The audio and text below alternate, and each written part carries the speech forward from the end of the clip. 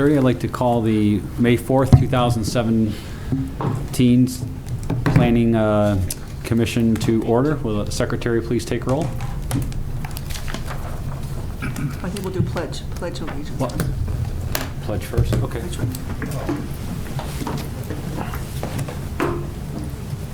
Pledge allegiance to the flag of the United States of America and to the republic for which it stands, one nation, under God, indivisible, with liberty and justice for all.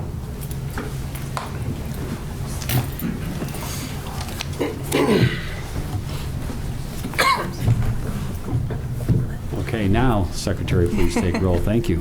Thanks, Paul. Stanton. Here. Croner. Here. Shaw. Here. Janowski. Bergfeld. Here. Capel. Here. And Moylan. Here. Thank you. We have a quorum. So first, I'd like to acknowledge that the public hearings were properly posted at the Chicago Tribune. I have here in my packet the notices for the public hearing were publicly done. And any communications None before we other get than those. get started? Okay. All right, and then I think a motion for the approval of the minutes for the April 20th, 2017 be in order? Or- So moved. Second. We have a motion by Commissioner Croner, second by Commissioner Saw. All those in favor? Aye. Aye. Aye. Any opposed? Motion carried.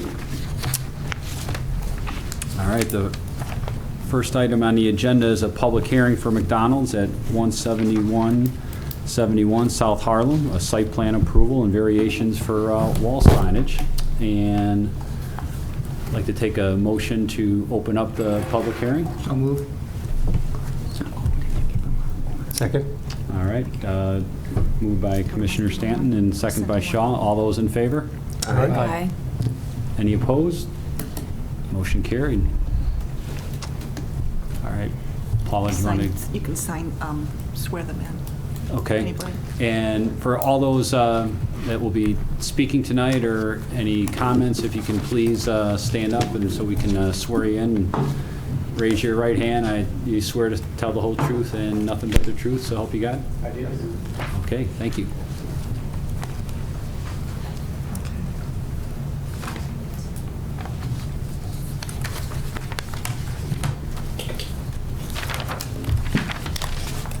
Right. We do have a public hearing tonight for McDonald's.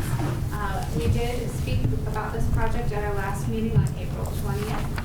This is at 17171 Harlem Avenue.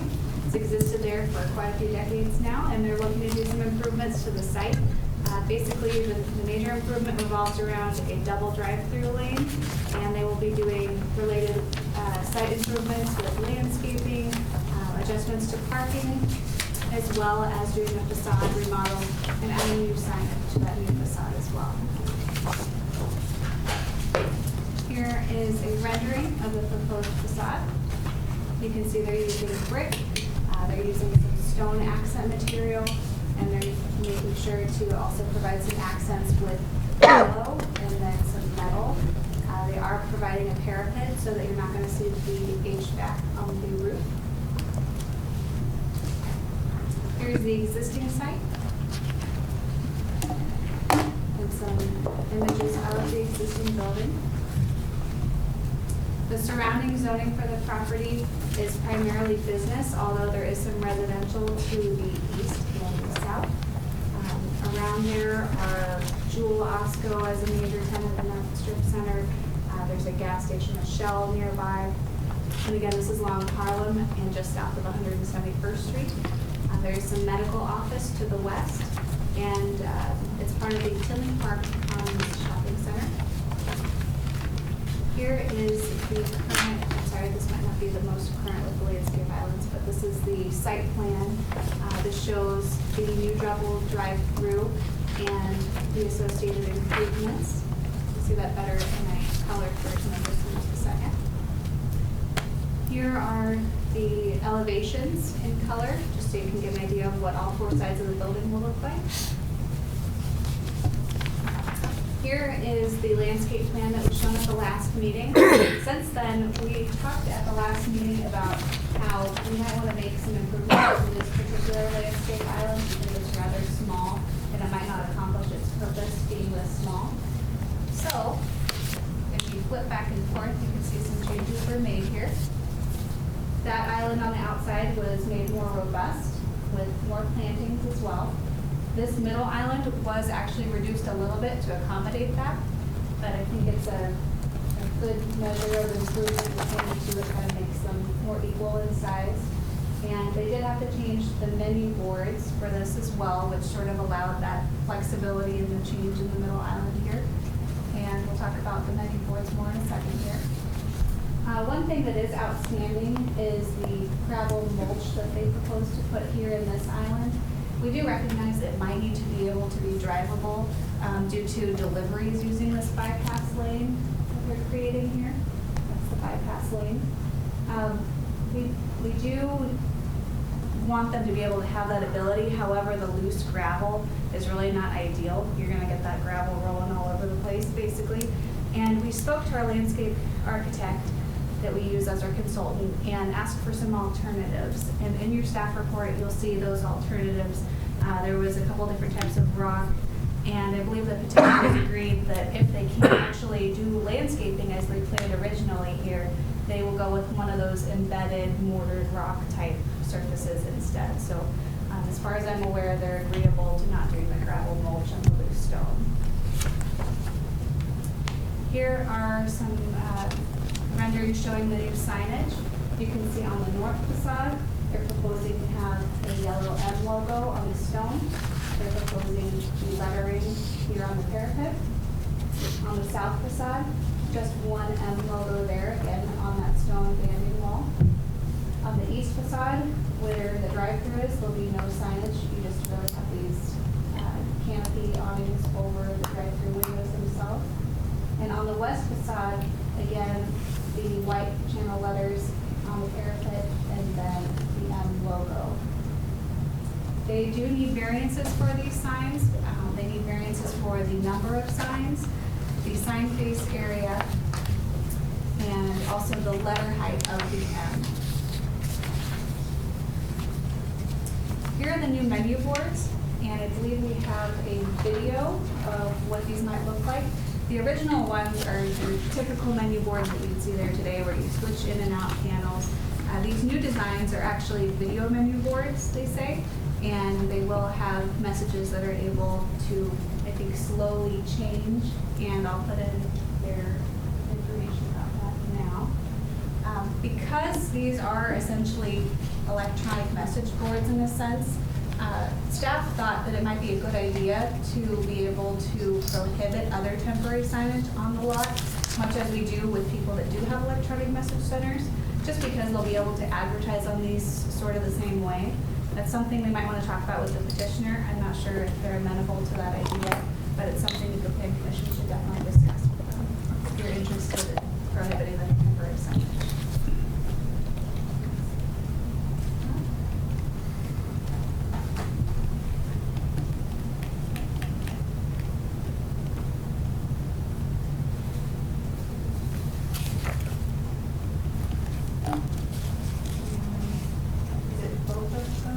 Yeah, one is for the single menu, and the other one's for the dual. Okay, and will you be having the single and the double message board here? Yeah, and I'll discuss that.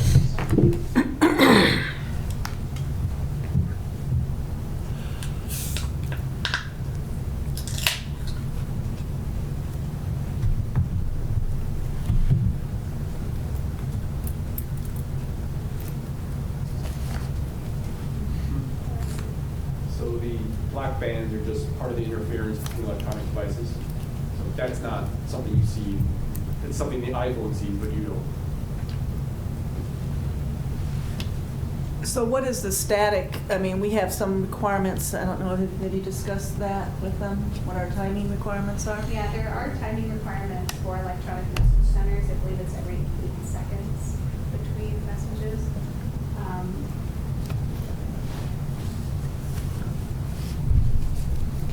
So how much of this is going to be able to be seen from the right-of-way, do you think? And You How would much see of as this- much as the menu boards you would see today. did you talk about the nits, so that one of the concerns with electronic message board is the brightness, so we want to keep that toned down so it's not a issue? So these are effectively 55-inch LG televisions that have the ambient light sensors on it. So if you're in a dark room, they're not as bright as if you're in a bright room. Okay. And Chris, correct me if I'm wrong, but if there's no one in the drive-through, they turn off. Right? Oh. If they're standing for a while, they. That I do not know, but there is a shade over top of them, so unless you're directly in front of them, as you're approaching the menu board, if you're a few cars back, it's dim. There's a shade over top of them. You really have to be in front of the menu board to have full visibility of So it. it's like those computer monitor screens? Right. And you can see they don't change or flash messages necessarily, but they do have the ability to. And I think on the first video that we saw, you could see the different pictures of the breakfast sandwiches and just there. I guess the nuggets change at the top, but every so often they do have a very quickly rotated message. You can alter that for your sales or whatever, for your promotions. You're going to put different promotions. Well, that would be for the single screen one. That's meant for, when McRib comes to town or the Shamrock Shake's available. That's what that one is intended for the monthly promotion. Yeah. Oh, so you're requesting both this and the double menu? Correct. So each lane will have one of the single TVs and a double TV.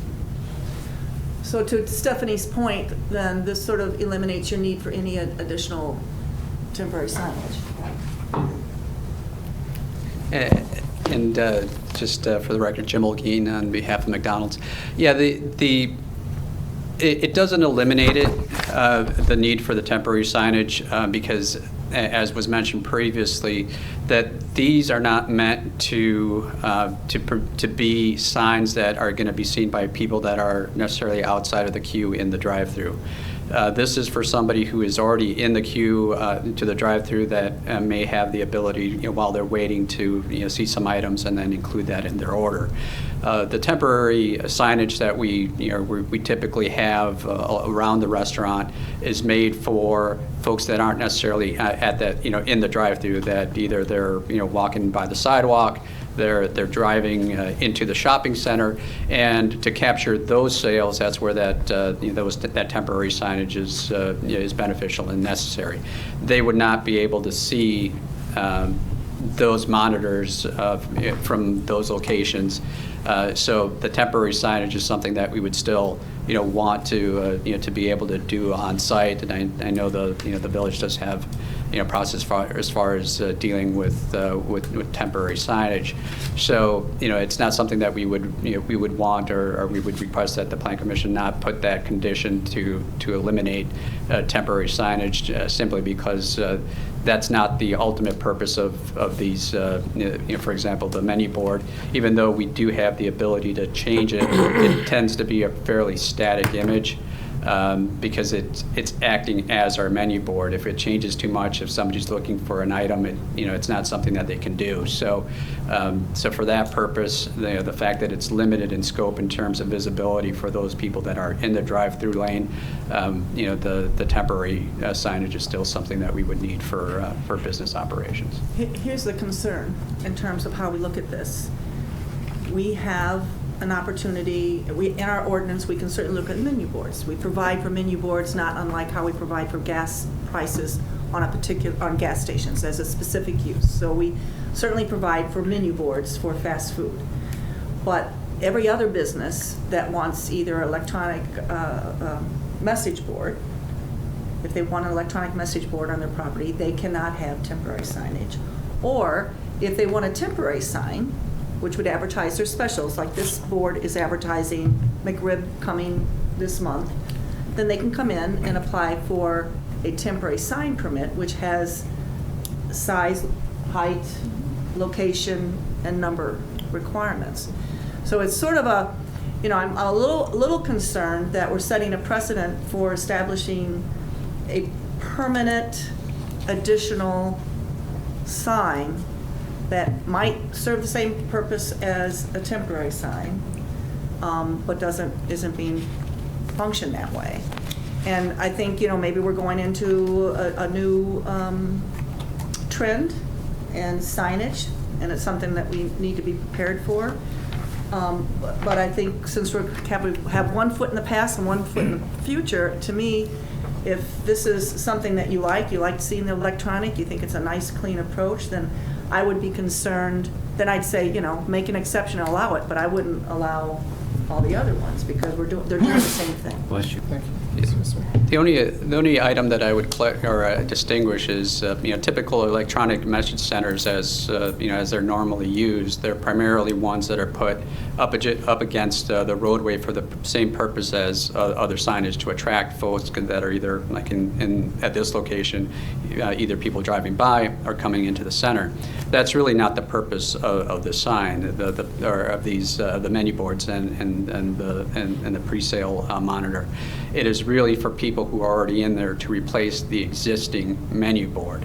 And it just allows us to, switch from like a breakfast menu to a lunch menu to a dinner menu. So it gives us that capacity without having to go out there and, some of our signs have different faces and they get manually rotated or different items get, slid into location. So although the technology might be similar in the sense that it's an electronic viewing monitor, it's different than an electronic message center that is meant to be like a monument sign that is meant to attract people to the business. That's not what this is doing. So would you define it as, I guess you need to tell us how you would define that. I would define it as an electronic menu board. So it's a menu board, it's just being done using a television monitor, but it's essentially just a menu board. But it's not a menu board that people use to order from. It's almost like impulse buy. The right is. This is all about the left. This is all about the left. That's what we're talking about. See, here's the issue with me, is that I think Paula has a really valid point here, is that all of a sudden, instead of one menu board sign, you're asking for two menu board signs. No matter how you say it, it's a menu board. And how are we going to stop someone else that has a drive-through? Walgreens has double drive-throughs. They're going to double drive-throughs. And all of a sudden, they want to do two signs. Well, McDonald's has got two electronic signs out there. And they're going to say that, well, this is our menu board. It's for prescriptions or it's for items that are in the store. And it's just like you're saying, they're going to say the same exact argument. And we're actually arguing or discussing amongst us is minimizing or eliminating electronic message boards going forward. Understand the technology has changed, and we got to keep up with technology. But if you had just one, I would buy your argument that's a menu board. But you've got two, and that second one's not a menu board. That's an opportunity for you to use an electronic message system to get that person to maybe buy this item here or buy that, whatever item is advertised on there. I mean, it's an advertisement is what it is. It's a sign to advertise additional products to try and get the impulse buyer of that, or the impulse buyer from that consumer. Here is more my concern, even more than that. Let's say not another drive-up situation. Just can help me think of a store, a retail store, let's say. And maybe this is the way the trend will go. Maybe someone's going to catch on to this. But let's say it's Best Buy, and they put a sign like this interior to their property. It's not marketing off the road, and it's there somewhere in the parking lot, and it's showing that week's sales. Now, is that? I like the clean approach. I would rather have that, quite honestly, than all the temporary signage we get. But it's still a temporary sign. I mean, it's functioning as a temporary sign. It's advertising temporary things. It's not a wall sign like we're used to. It's not a ground-mounted sign. It's not functioning to advertise things on public right-of-way. They're using it in a drive-up lane, but what would prohibit somebody else to put it on the interior of their lot? Might be something we have to think about down the future, but I kind of like what the prior, our existing ordinance that was done, I don't know, many years ago, that took that electronic, I don't know, maybe you know how long it's been in there, when anybody got electronic message board, It's like the early 2000s. 2000, they had to get rid of their temporary signs. And I think what I heard, or reading the minutes or something, there was a lot of controversy. Probably at that time, this was a new idea. And so I think gas stations were the ones trying to do it. And I think what the village was trying to do is get rid of all those changeable copies, which are individual letters. And people always take the wrong letter and it says the wrong thing. So I think what the village was trying to do is say, we don't want those anymore. So let's go to something nice and clean, and let's go to electronic message board. And in the same breath, they said, if we go that direction, let's get rid of all that paper stuff that's all over the place. Is that an accurate Yeah, I think so. description? I think in this case, they have an electronic message advertisement as the single one, and they have what we can all agree is a menu board, and I think there's a trade-off. I think we're all okay with having a menu board, because there's a need for a menu board, obviously, at the drive-through. But I think, in my opinion, it would be either you get your temporary signs, as you do today, or you get this, you don't get both, and that would be my opinion, because you're kind of utilizing them for the same method. In my opinion, even though this is advertising to people that are already in the drive-through, they've already committed to going through the drive-through, even though they're bypass lanes and everything. I mean, you're advertising to a customer that's already decided they're in the drive-through at this point. So I don't know how necessary it is if your argument is that you're wanting to advertise to the passersby. So Well, I would be curious to know what your preference Sure. is on having one or the other. I think he's Sure. saying he's not advertising to the passersby. Right. This one, he's not, Right. with the other temporary signs. Yeah. Yeah, and first, just to go back, the having of two different, the main menu board and the pre-sale board is something that McDonald's uses irrespective of whether it's an electronic situation. So the only thing that's changed in terms of what is being presented here is, as far as like what McDonald's does at other sites, is the electronic nature and the ability, to change things between lunch and dinner and breakfast. So it's not that we're adding this just because it's electronic. Now, as was mentioned, Because you would, in the old, prior to this, you would have had a paper temporary sign there. it wouldn't have been a temporary, it would be still a permanent pre-sale. So if you just get rid of the monitor and just put something that could be, like a placard that could be inserted, it would still be a permanent structure that would be part of the drive-through. Because the way that McDonald's looks at it, those items that are on that pre-sale board are still part of the menu, that's still, if we're listing the products that we're selling, and it's directed to the people that are in our queue, it is identifying a product that they can acquire. And it's just like, whether it's on the larger menu board or on the smaller one, it allows us to provide all our products. Because one of the items that I know some of our operators are, when they look at this is, well, we have various products. Are we going to be able to put everything that we're going to have on these, two monitors? So having that additional pre-sale one allows us to put more of our items that are available for purchase. So it's intended purely for those folks that are in the drive-through as providing them the options from their menu.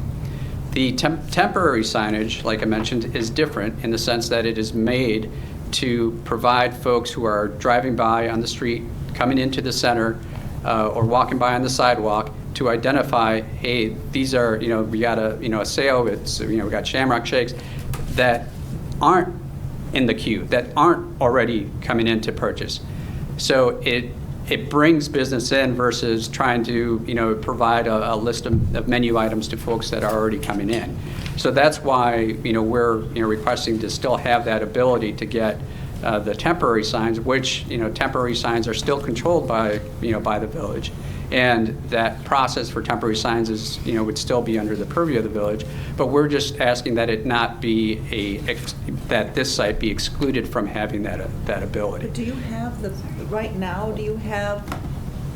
you don't have this pre-sale sign No, and, well, no, we don't, because at this location, we also don't have the dual drive-through. We just don't, this is, a 1975 store, so we don't have any of, of the newer generation configuration and what we're trying to do.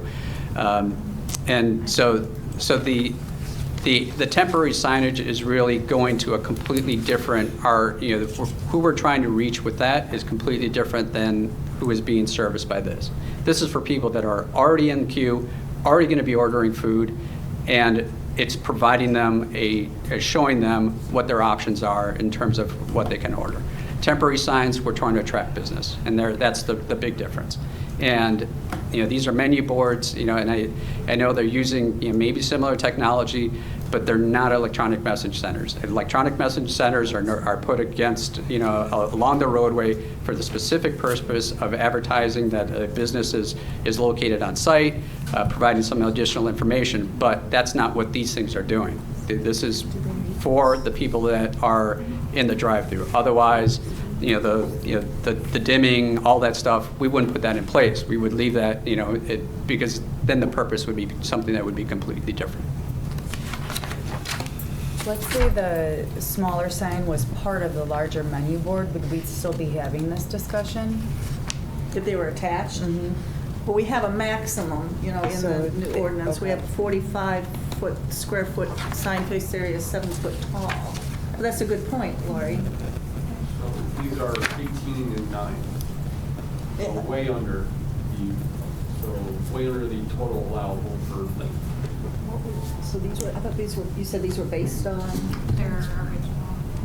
or what they are now?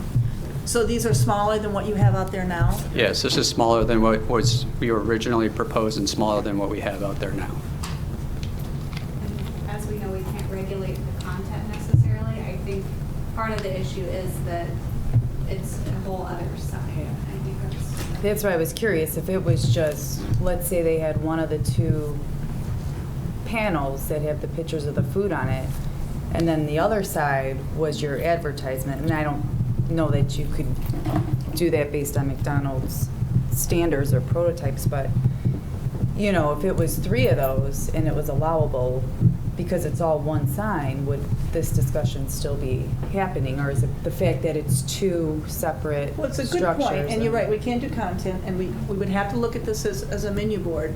The other thing that's sort of good about this, and I guess I just would like to hear more discussion, if let me go on both extremes. If you like the way it looks, you think it's not offensive, you think it fits with the entire branding of the location, but yet you're still concerned about setting a precedent, then I would treat this like we do all our variations. It would be a part of this variation request. You would approve it conditioned upon or based upon something unique about this situation. We all know this is a real tight site. They're going for a double lane. They have downsized the size of the menu board from previously. We know that that's true. So in exchange for downsizing the existing board to this, cleaning it up with these new LED, I don't want to say it wrong, LED screens or whatever. My point is, like, when you're ever considering something like this, what you want to do, if you're concerned about setting a precedent, which has been kind of the discussion, you want to make your decision based on something that is specifically and uniquely attributable to the specific case that you're looking at, okay? So that's if you want to approve it. If you don't want to approve it, then I think it's based on whatever dialogue you're coming up that you think the service, it could be provided in some other way, or you feel like it can be looked at as a temporary sign, or as Stephanie was mentioned, if you want to restrict the use of other temporary signs. I can see one of his points, though, in terms of these signs are serving different audiences. I think that is true. One audience is in the drive-up, and one audience is from public view. Can I ask a question, and maybe, hopefully somebody's got the answer. What's the total square footage of these signs versus what's up there now? Good question. I think he just said 18, what did you say? Yeah, so the 2 screens is 18 square feet, the single screen is 9 square feet. What we were previously proposing, the OPOs are 47 square feet each. Well, let's go to what's up there now. How big is the sign now? 43 now. 4 by 5. Those are 45 square feet. So 45 square feet versus a total of 27, 18. Well, the and- total would be 54 square feet because It's 12, it looks like 20. 12 square feet on here and 20 square feet on the double. I chop them around? Well, we've got 60 inches, so that's 5 feet. 48 inches is 4, so that's Well, 20 it's- square it's feet. 54, they'll count their red measurements, I think is what. Yeah, the I'm red- counting the red. Oh, It's, oh, I'm sorry, 54, and okay. 48. 9 times 4 then, right? Yeah, it's 9 and 18. Or 12, I'm sorry. So 9 square, just talking about the size of the televisions, are 9 square feet and 18 square What's it? So it's a total of 27 square feet 42. per lane, correct? per lane. And then what is the current sign today? How many square There's feet? one sign out there today, right now, and it's 45 square feet. So in total, it's a little over half of what it is now today. It's just the 2 units. Correct. Okay. So that's something to consider. Yeah. And that would help you, you know, kind of think through this on a case-by-case basis. In one of your drawings, you have, it's page 10 of the packet, it looks like you have a triple-sided or triple column sign. Yeah, this rendering was created before McDonald's went nationwide on this new menu board. Oh, okay. So that rendering is updated. Okay. So even though it's 2 signs, you're less square footage overall for each line? Okay. One other question, what's the distance between these two and the drive-through? Yeah, why don't we look at a site plan and kind of give Sure. everybody an idea of where these are?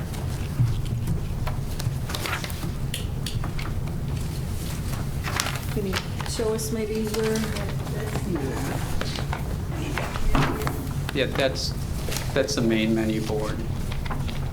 You'd probably have to come up and use a cursor, Yeah. we don't have a pointer. So what we have here, so this one that is pointing at right now, that has a circle around it, that's the speaker box Oh, with the okay. microphone in it, where someone tells the customer, the employee in the store what they're going to order. Right. Big one around a little bit.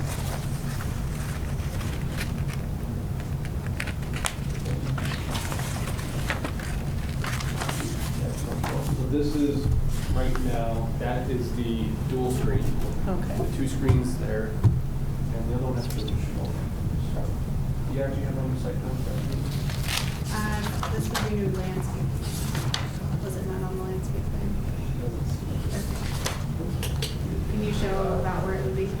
So it would end, so the other one ends up right here for that car, right next to it to see, A single, single. okay. And then on the inside lane, On the inside lane, it would end up right here for that second car to see. So the pre-browse board, which is the single screen, is for the second car from the order point, and the car at the order point gets the microphone, box, and the tool screen menu board.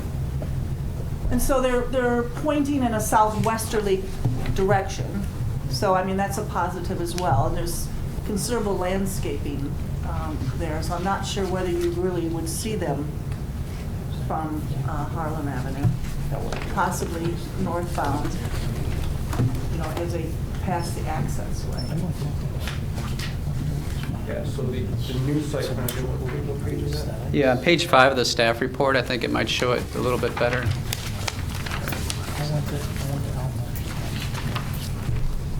Right. So page 5 of the staff report, you can kind of see the individual boards positioned for each car.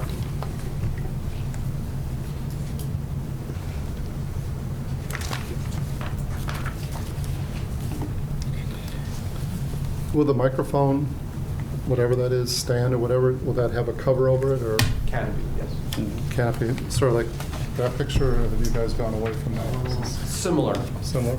Okay. The other difference is the canopy won't have a screen inside of it anymore that says what you're ordering. The actual menu board will change to say what you're ordering. Oh, the So big people board, can the verify double their board? order right on the menu board screen. Okay.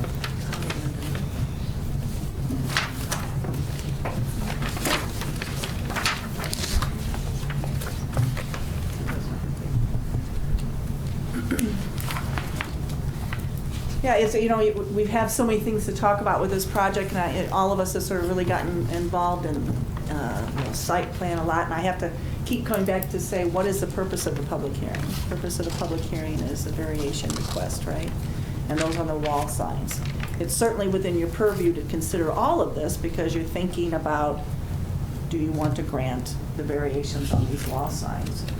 But I guess that's why I was just whispering here to Stephanie, we need to be conscious of the fact when you're discussing any variation, and the variations we're discussing are just those wall signs, you want to keep it in the context of what's important for that consideration. I don't want to go too far afield on menu boards, because right now the ordinances we're contemplating tonight has some specific language about the sizes, but in the past, Stephanie, they didn't? No. There's no menu board regulation. So site plan, you get your site plan and go through, because we have a site plan review tonight, too, right? So we completely muddied the waters? Well, I would say within the context of the topic of the variance that we're discussing, I mean, it's obviously about signage. And if we're to consider the menu boards as signs, then it all falls under the same umbrella. To me, I think a more fundamental question is, what are these things? What, I'm sorry? What are these things Yeah. that we're talking about? So for me anyway, Mr. Chairman, I think we probably should spend time talking about the topic of the variance request. But with respect to the menu boards, I think a fundamental question is whether or not they are signs. The function of them is rather specific here, and I don't believe we currently address this function in any of our code right now. So We will towards the end of the evening, Yes. after the sign code, but not presently. So, in any event, to me, it becomes a fundamental question of, and I'm not settled on it, of whether or not these TV screens are signs or not, based on the function. So, with respect to the variance topic at hand, I don't know if we're ready to do a poll on that, but I'm comfortable with the variance. So, if there's any other discussion on that point. And Commissioner, just so that you're all aware that although this, obviously this is somewhat new, this is the new national standard, so you're going to be seeing this at all the new ones that we're initiating. I would imagine we'd have that reoccurring at Taco Bell, Wendy's, Burger King if McDonald's is doing it. Yeah. I would imagine we are going to just see this over and over again. Yeah. I have heard that Starbucks is also trying to. Yeah. I got a quick, I actually stopped at 3 different McDonald's, 3 different layouts in 3. Just my insight on it, it appears that with the layout itself aesthetically fits the footprint. Having the pre-signs, it appears keeps the traffic flowing, so it enhances the public safety with cars coming in and out. With adding the walkway going across, you have consistent movement. It's going through it. The pre-sign does help, because when you get to the regular menu, at least you got an idea of, and the functionality of the signs serves a purpose. And as far as with the variance, as far as if it's enhancing the public safety, I think we have to support and look at that measure too in the variance. So I would support it. I also, because of the fact that it's less signage, to me that screams to me, I would rather have that, even if it's in 2 units like this. And I'm with Commissioner here saying that enhance public safety, gets the cars running through, and it's less garbage that you got to see from the road. I mean, if you're going, what is it, about 2/3 the size of the sign right now, I'd be all for that, absolutely. Okay. And you would be all for it if you eliminated the temporary signage? Is that what you're I don't saying? necessarily I'm not necessarily in favor of putting that restraint on that right now. Okay. I think for them to have temporary signs, it has to come back, correct? Or you guys have to regulate? No, it just comes to the permit. It comes to a Yeah, permit. so it comes a permit, They will yeah. have to follow whatever regulations we pass in the new sign regulations. Right. that we talked about. So right now, I don't necessarily think we need to do that. I think that we're going to cover that a little bit later tonight. Okay. So just taking a straw poll, any other discussions on the menu boards? Are we okay to menu boards with no restrictions on signage, or anyone else like to have any comments to that? Okay, so we can move on to the other issues that are, Is there any other discussion with the board? Regarding the rest of the variants? Yeah, if you want to discuss the wall sign variances as well. I'm still amazed that part of the architecture is that one golden arch in the middle. I don't know how you guys pulled that off, but God bless you. Keep it up. I think, personally, my own opinion is I think we're fine. I mean, the variances, in my opinion, should be granted. I think you guys are doing a nice job here. It will definitely enhance the site. I'm comfortable moving towards a motion if somebody, unless someone has more to discuss. I know this is probably a bad question. Do you have anything to add? Yeah, actually, just one thing, and just more clarification from something that was mentioned earlier. I think one of the conditions that was included was regarding that the gravel mulch and replacing it with something more permanent. No problem with that. The only thing that we would request that we add to as a possibility is landscaping. Because the operator at this location, he likes landscaping, and he thinks it looks better. And to the extent that once it starts getting constructed, once he talks to the trucks, the people that operate it, if he can get this to work with landscaping, that might be his preference, and I think probably the preference of staff as well.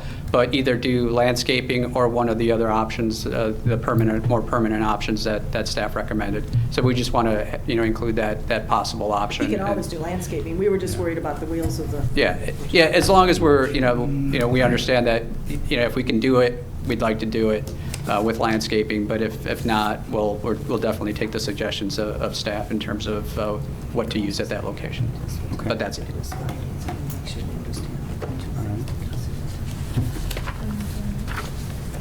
Commissioners, any other questions or? Yeah, I got a question Yes. for you. This is with the materials that are being recommended. Does the village follow a protocol or standard through the Concrete Institute with the, where the island is? That area right there, is going to have a lot of traffic loads. People are going to run over it from the standpoint of looking for change or something, or hitting it with the trucks. And the concern is, with the freeze thaw, is the condition and fatigue and defection of the materials that are being, with this Belgian block and the granite cobblers in mortar. So I guess going back to, and I think this would be actually going back to the village or the design team as far as what are they following to, will these products hold up? There are guidelines and protocols that are followed, like through the Concrete Institute, and then also it's the Association of Highway and Traffic for roadway materials. So. Tony, I know, and this is your expertise, it's always great that you know all this stuff, but quite honestly, this is on private property. If they decide to use a landscape material, whatever they choose, or go with landscaping, the maintenance of it is their responsibility. If it doesn't, there's no standard that we require it, because it's not a structural situation, so. Well, it's still a code. You have a prescriptive and you have a performance-based code, right? We don't really Correct, have a as far as the performance-based materials? code. We have, obviously, the ASTM standards are in the code, but in a situation like this where it's for a landscape area, there is not.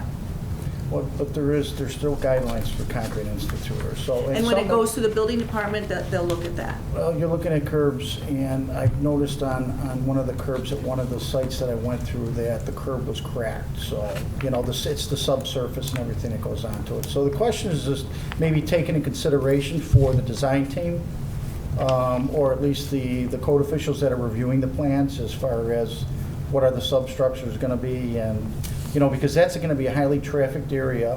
It's not a really big island. And if we're putting, depending on what material over here, will it withstand, the traffic loads that are going through there? Yeah, and that's really under the purview of the building department, not the I planning know some of this commission. falls on deaf ears, but this is the kind of issues we run into with potholes around and everything else. It's because nobody follows up with it, or. That's a good point, Tony. And I think that's, like Paul was saying, it's out of our purview, but if we can make sure that that's addressed by the building department, I think that would be great. So if there's no more further comments, you could take a motion to close the public hearing, and then we'll do the findings. Okay. Anyone else have anything to add? All right, and then We don't need to. any objectors, any questions from the audience? Let the record show there's no questions from the audience, and now a motion to close the public hearing would be in order. So moved. The motion made by Commissioner Janowski, second by Commissioner Croner. All in favor? Aye. Any opposed? Motion carried. All right, so now at this point, take a motion to, Yes, staff to Or- take and note the findings. okay. And then she can present the findings, and if there's further discussion, then not, then you can take a Make a vote. motion, okay. Thank you, Paul. Yeah, explain to me. Okay. Yep, so tonight we have on the docket of recommendations and approvals, site plan approval, as well as the variance request for the signage. So we do have standards for site plan approval as well as findings of fact for the variances. And they are on page 15 of your staff report. And just really quickly, the standards for site plan approval. For A, the proposed use is a permitted use in the zoning district. For B, it's been existing in Harmony since, I believe, about 1975. The proposed improvements will create better access, increase landscaping, and allow for better safety for vehicles and pedestrians visiting McDonald's at this site. For C, again, they will improve vehicular ingress, egress, and circulation within the site. For D, they will add new sidewalks and crosswalk striping to ensure pedestrian safety. For E, there is an adequate amount and a variety of landscaping. For F, there is a new trash enclosure, and it will be made of masonry materials. For the findings of fact for the variations, for number 1, basically this request stems from the use of that M logo. If that weren't the case, their signs would likely meet all of our requirements. There were previously M's painted on the building, which are essentially murals, which are prohibited signs. So this is taking away a prohibited sign with a more mainstream sort of wall sign, and it's placed rather nicely on the stone facade of the building, so it's aesthetically pleasing where they're putting it. For number 2, it's unique because the proposed logo is separated from the McDonald's, where in some cases you might see that M logo being the M in the word McDonald's. So because they're separating it, we have to count it as 2 separate signs rather than one sign combined. And for number 3, it will not alter the character of the locality because it will not be an increase in signage in comparison to what's there today. It'll actually be a little bit cleaner looking, and it's complementary to the new architecture of the facade that they'll be doing. And you're welcome to add your own findings as well. All right. Can I ask a Thank you, question on Stephanie. construction, real quick? The stone is going to be stone. It's not going to be that tile like as another restaurant uses, correct? Is it going to be hand-laid stone, the white stone on that one facade? Sorry. Yeah, this is actually the material that it's going to be. So it's actual stone, it's not a piece of tile or anything? Is that mechanically fast? Or mortar? It's mortar. Mortar. Yeah, it's nice. I seen that. I seen one of them. Very nice.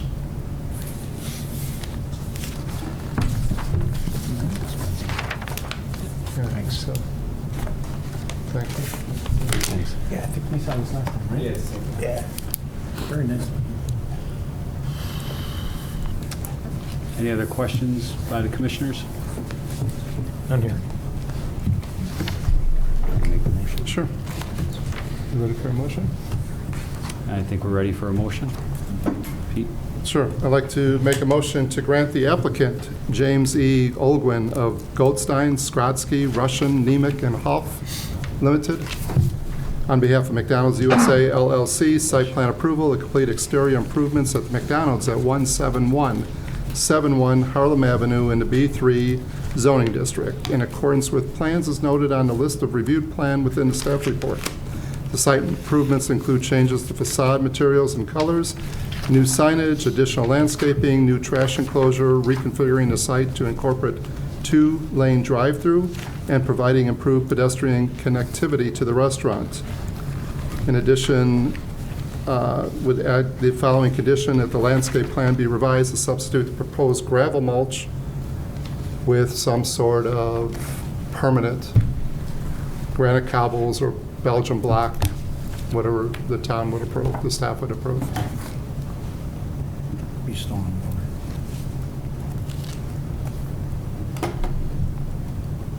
And do I have a second? Second. Oh, sorry. Second by, Sorry.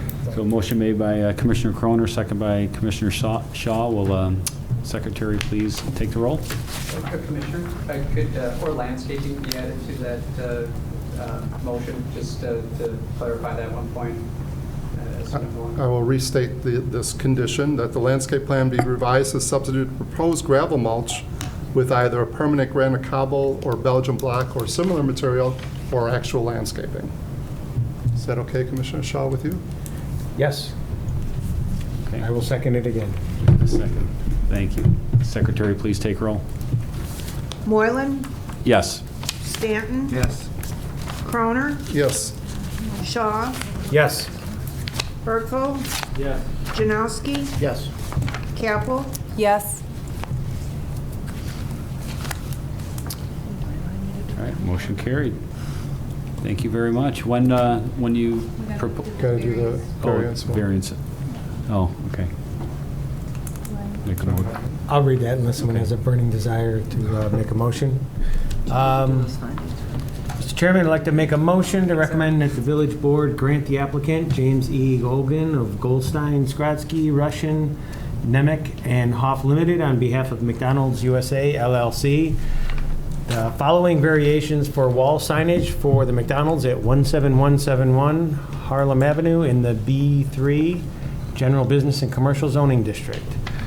Number one, a variation from Section 9D3A of the zoning ordinance for 3 additional wall signs, where the maximum number of wall signs allowed is 2, to allow for a total of 5 wall signs on the building. Number 2, a 12-inch letter height variation from Section 9D3A of the zoning ordinance, where the maximum allowable letter height is 30 inches, to allow a maximum height of 42 inches. And 3, a 2.83 square foot variation from Section 9D3A of the zoning ordinance, where the maximum sign face area for wall signage for the north building frontage is 44 square feet, to allow for a total sign face area of 46.83 square feet on the north side of the building. These variations would allow for the following wall signage to be installed on the building as part of the McDonald's interior-exterior remodel project. Number 1, north facade, 1 M logo sign, 14 square feet, and 1 McDonald's sign, 32.83 square feet. Number 2, south facade, 1 M logo sign, 14 square feet.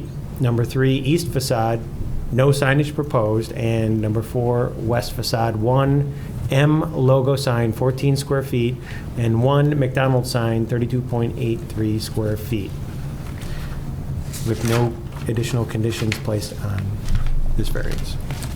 Okay, do we have a second? I'll second.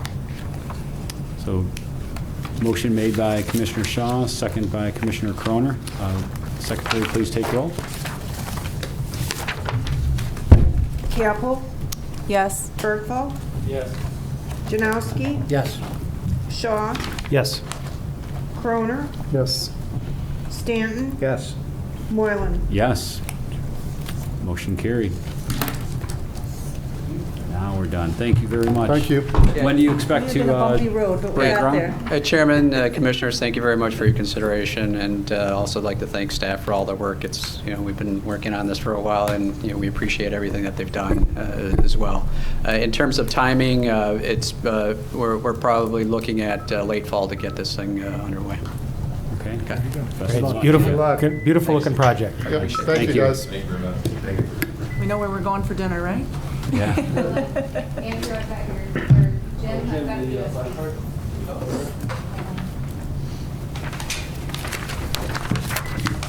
Can't miss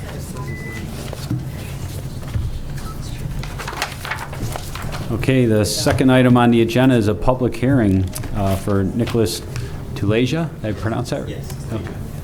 Tuleja, 17800 Highland Avenue, map amendment for rezoning from R1 to R2. And I'd like to have a motion to open up the public hearing.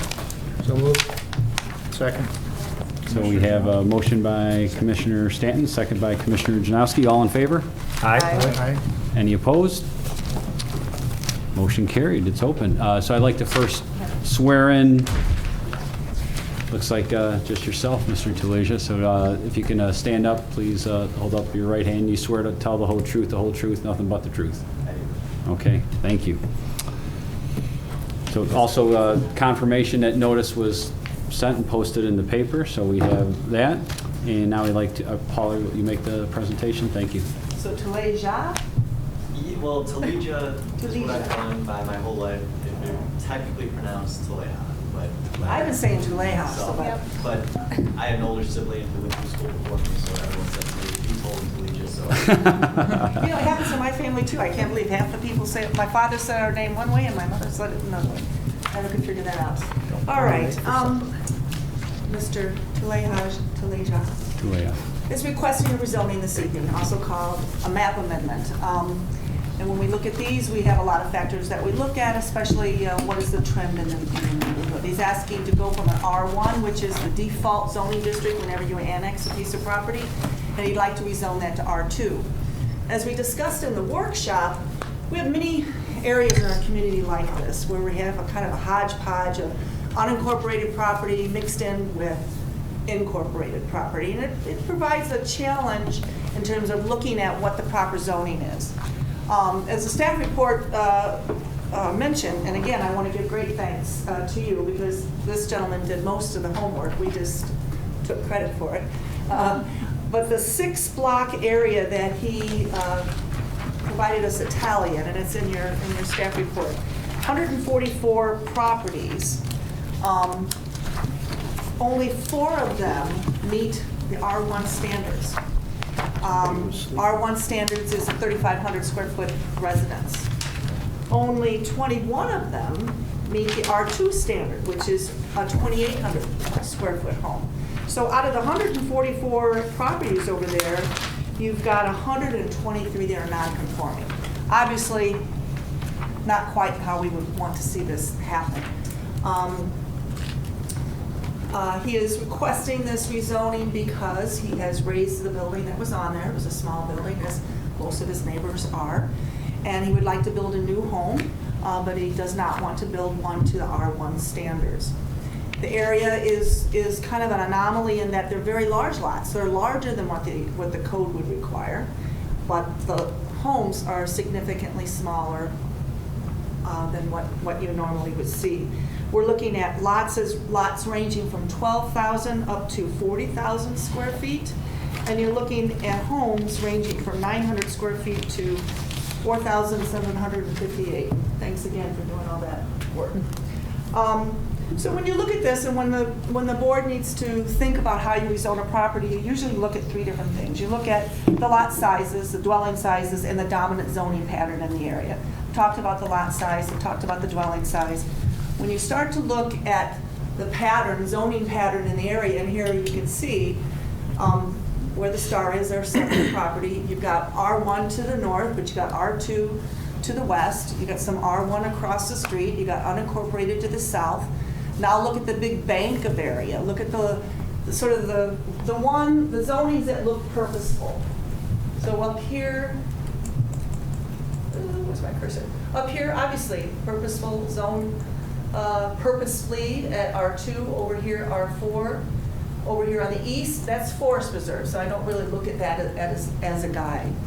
You know, one might even argue that the R4 might fit some of these sizes better, and yet I'm not really looking to introduce yet another zoning district that would constitute spot zoning. So I think what I would recommend the commission think about is think about this rezoning almost as an economic development tool. We all want to see new investment in our community. We all want to see neighborhoods improve. We love the idea that he wants to build a new home. So what can we do to encourage that kind of development?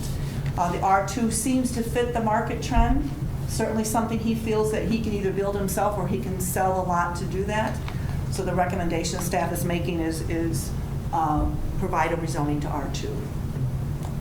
The findings are in your packet. As I mentioned, our code is lacking. Does not provide us standards that you would normally do, to prepare your findings of fact. These are ones I've used in prior communities. I think they kind of give you a guidance, just like I've discussed, on what you look at. You want to look at the existing uses in the neighboring properties. You want to look at the zoning classifications. You want to make sure that it's suitable for the property in question, it matches the trend, and that the change of zoning is in conformance with the comprehensive plan.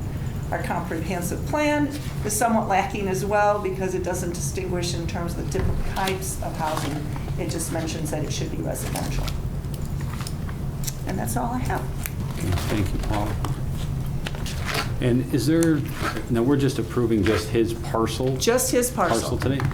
Is that something that we would look to do as a commission of just, instead of having that all R1 now, to approve You certainly all those could. R2? I imagine or? a lot of these properties, when they got annexed, there was no incentive to do a rezoning, and maybe the staff at that time wasn't real excited about rezoning because they were creating nonconformities because they didn't fit. The other issue you have is all that unincorporated property. And I think I mentioned to you before, there's been 2 initiatives with the village to try to get properties incorporated, and they both have failed. So absent some sort of comprehensive initiative to get the property all incorporated and you get solid blocks, the only other thing you could do is to do a comprehensive rezoning of just those parcels that are in the village. I suspect that might be more work than what you would gain. Right now, they're not causing a problem. I mean, it's not an issue. If somebody wants to rebuild on this property, they're going to have the same issue that this gentleman's having, and it would have to come before you. You notice I didn't say your name again. Tulea. Mr. Tulea, would you like to come up and add anything? I mean, I think Paul pointed out pretty much, everything that I was looking to say. Just basically, where the majority of the houses are far smaller than the 3,500 square feet, and just that's definitely a hindrance to building, is having to build something that big. So. Sure. Okay. Commissioners, any questions? Okay. Okay. Any questions from the audience? Anyone hiding underneath the I seats? just or- wanted to confirm something I'm Yes. pretty certain is correct, but I think we talked about last time that notice was mailed out to all the, of the public hearing. Well, it was published certainly, but in this instance, do we send out anything to the neighboring homes? Yes, that's part of his notifications in his Oh, okay. packet, All right. within 250 feet. And we've not heard anything. And I know that he circulated a petition and turned it in, and that was all part of it, so, great. Okay, great. It's surprising how little comments we get back from all those notifications. Any other comments? I just have a question for Okay. staff.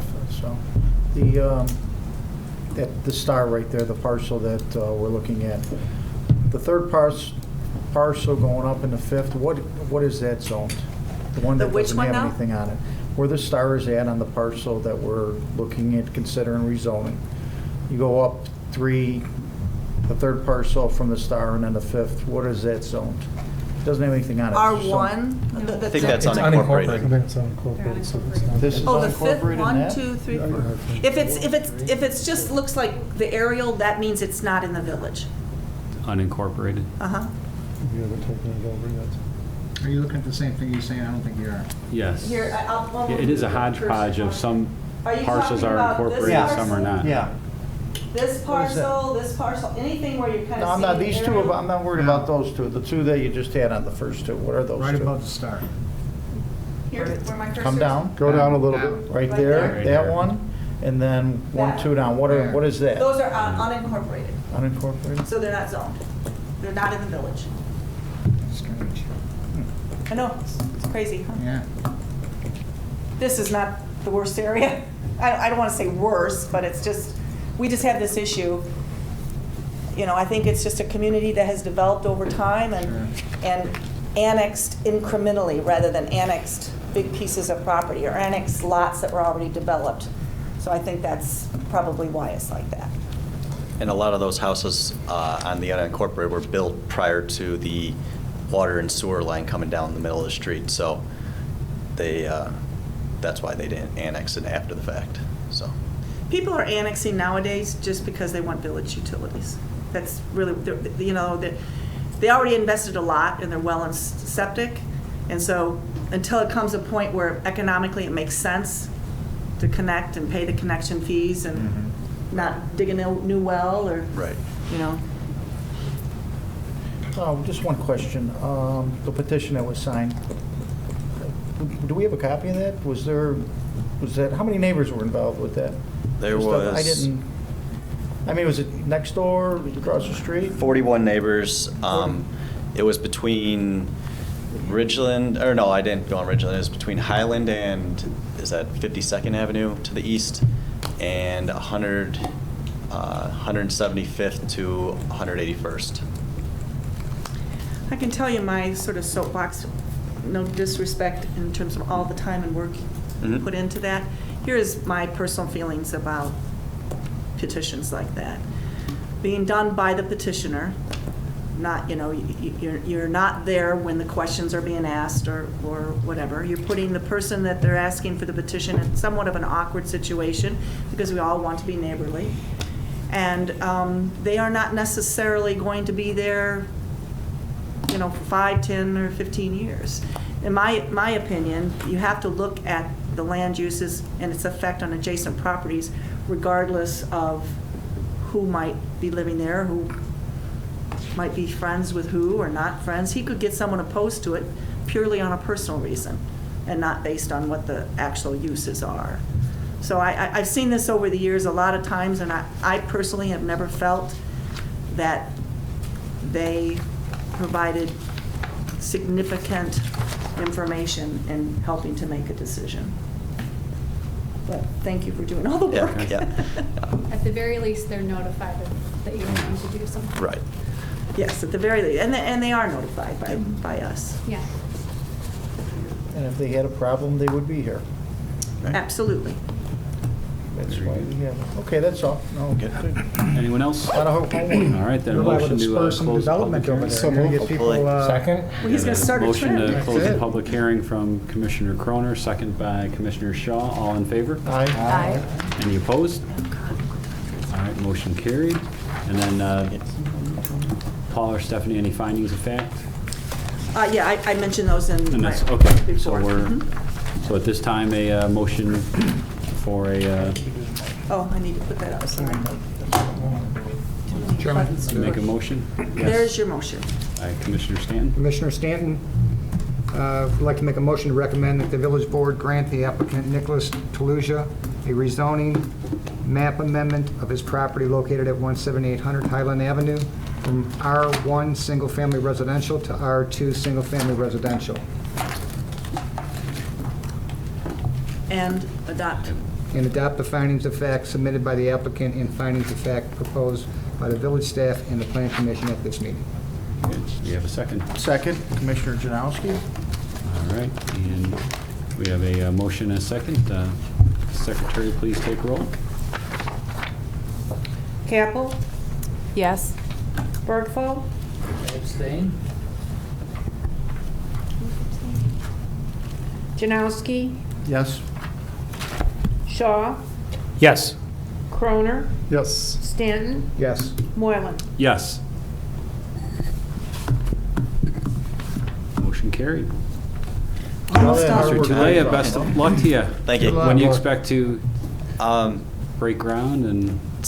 well, it's It's for the board. It's for the board, June, I think, so, it's conditional on a sale right now, so the potential buyer, he has plans drawn up, and the moment if the board is fortunate enough to approve it, the closing would be within a week, Oh, and then fantastic. that would, he would have the plans ready to submit to the building department very shortly after that, so. Super. That, with that case, if it hits the June board, then we're looking at probably submitting to the village before the end of the month, so, if all goes according to plan, so. Excellent. Good luck to you. Good luck to you. Thank you. Thanks. Thank you. Thank you. Thank you. Okay, item 3 on the agenda is a public hearing continued for the text amendment to the Village of Tinley Park zoning ordinance, Section 2 and Section 9 related to sign regulations. And like, have a motion to open up the public hearing? Yeah, it's actually, just the So term, moved. I think it's Remove from the picky. table. We're actually continuing the public hearing, so you're taking it off the table or continuing it, All right. but, oh, All right, we'll say Commissioner Croner made a motion, seconded by Commissioner Shaw. All in favor? Aye. Any opposed? Okay. We are open. And there's, let the record show, no objectors or audience members here to swear in. So now I'd like to pass it over to Stephanie. Will you be taking over? Yep. All right. All right, so this may be the last time you guys look at this. oh, that's so sad. We'll work on signs in the way as we go next, I'm sure, but we'll have this work. So I went through and one more time added a few more things.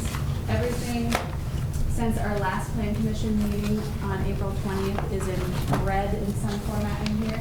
I did move a couple things around as well, so you have the very last final version. The notable changes are on page 3, political signs. We added in the term private properties because we determined last time we were going to take out residential because we want this to apply to both residential and commercial. We triple checked that with our village attorney today. He said that there's no reason why we shouldn't be able to treat both the same way. I'm proposing that we strike the part we added about residential units and mixed-use buildings, you know, when you've got many units in one building, and we just instead wanted to say per property the 32 square feet rather than trying to get into who can put signs on the ground and on the balconies and where, and see if it can Be just- impossible. Yeah, it's going to be tough to regulate. So we simplified it by just not even talking about that situation. And as recommended at the last meeting, we defined political signs and added something to the definition there.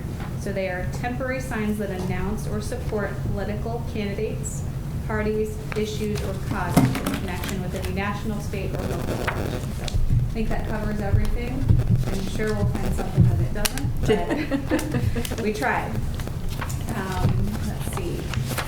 Next in here that we see in red. Should we have, anyone have any questions on each one that we go over, or do you guys want to tackle it at the end, or And feel free any to speak up questions if you on- have any questions as we go through it.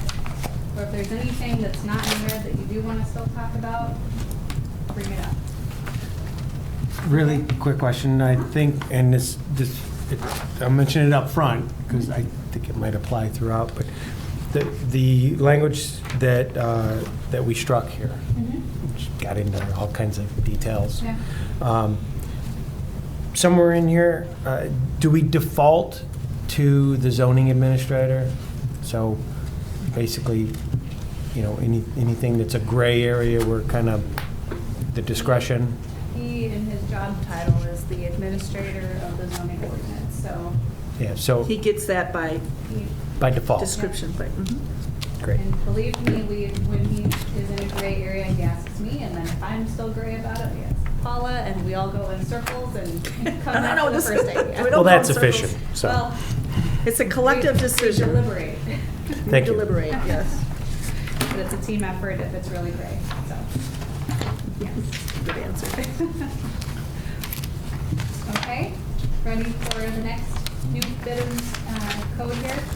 On page 12, he said we did want to add a setback to freestanding signs.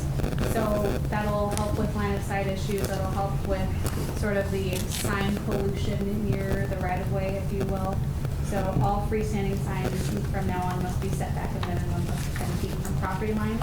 That's consistent with what we have in the legacy code for freestanding signs. And you'll remember Bailey's and Attic Door ask for variances for their specific properties. But we wanted to mimic what we're doing in the legacy code for signage. And it may be even more applicable outside of the legacy district on these other properties.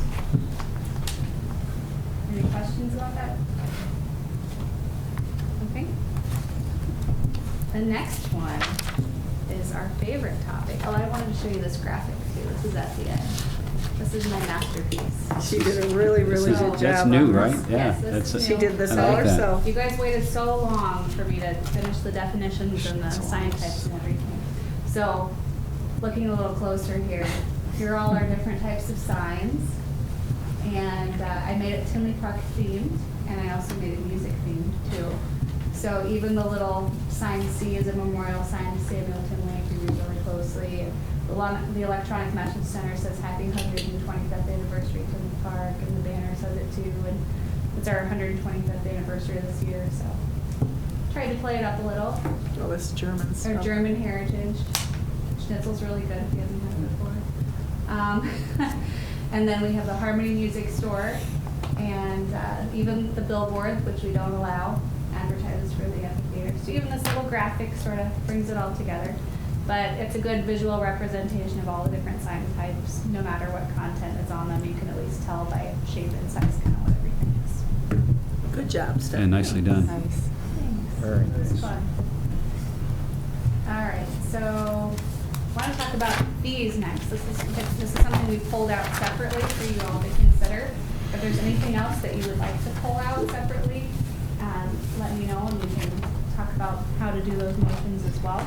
I think Commissioner Croner then had some pictures taken. Did everyone have a Did chance to everybody take a get a look at chance to those? look at 'em? Commissioner Janowski, I think we can.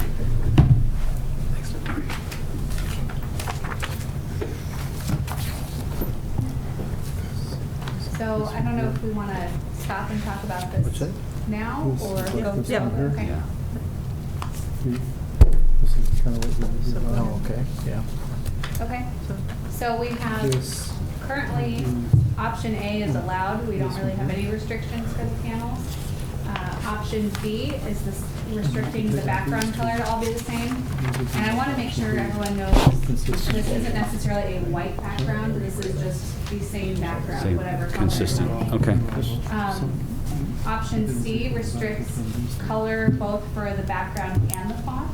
And again, this can be a green background with white letters, or a red background with blue letters, or just similar.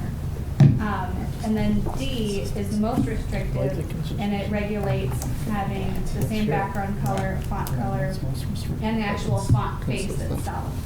So you're not getting that branding for it. Just those three, though, don't Yep. confuse them with that one.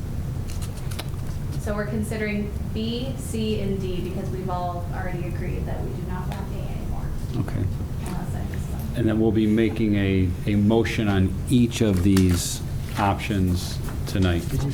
And then So just, we'll just vote just so on it is, one. it can kind of be a little confusing because we Yes. kind of did this for the Legacy District. But Stephanie gave you this handout sheet. This is the actual motions, okay?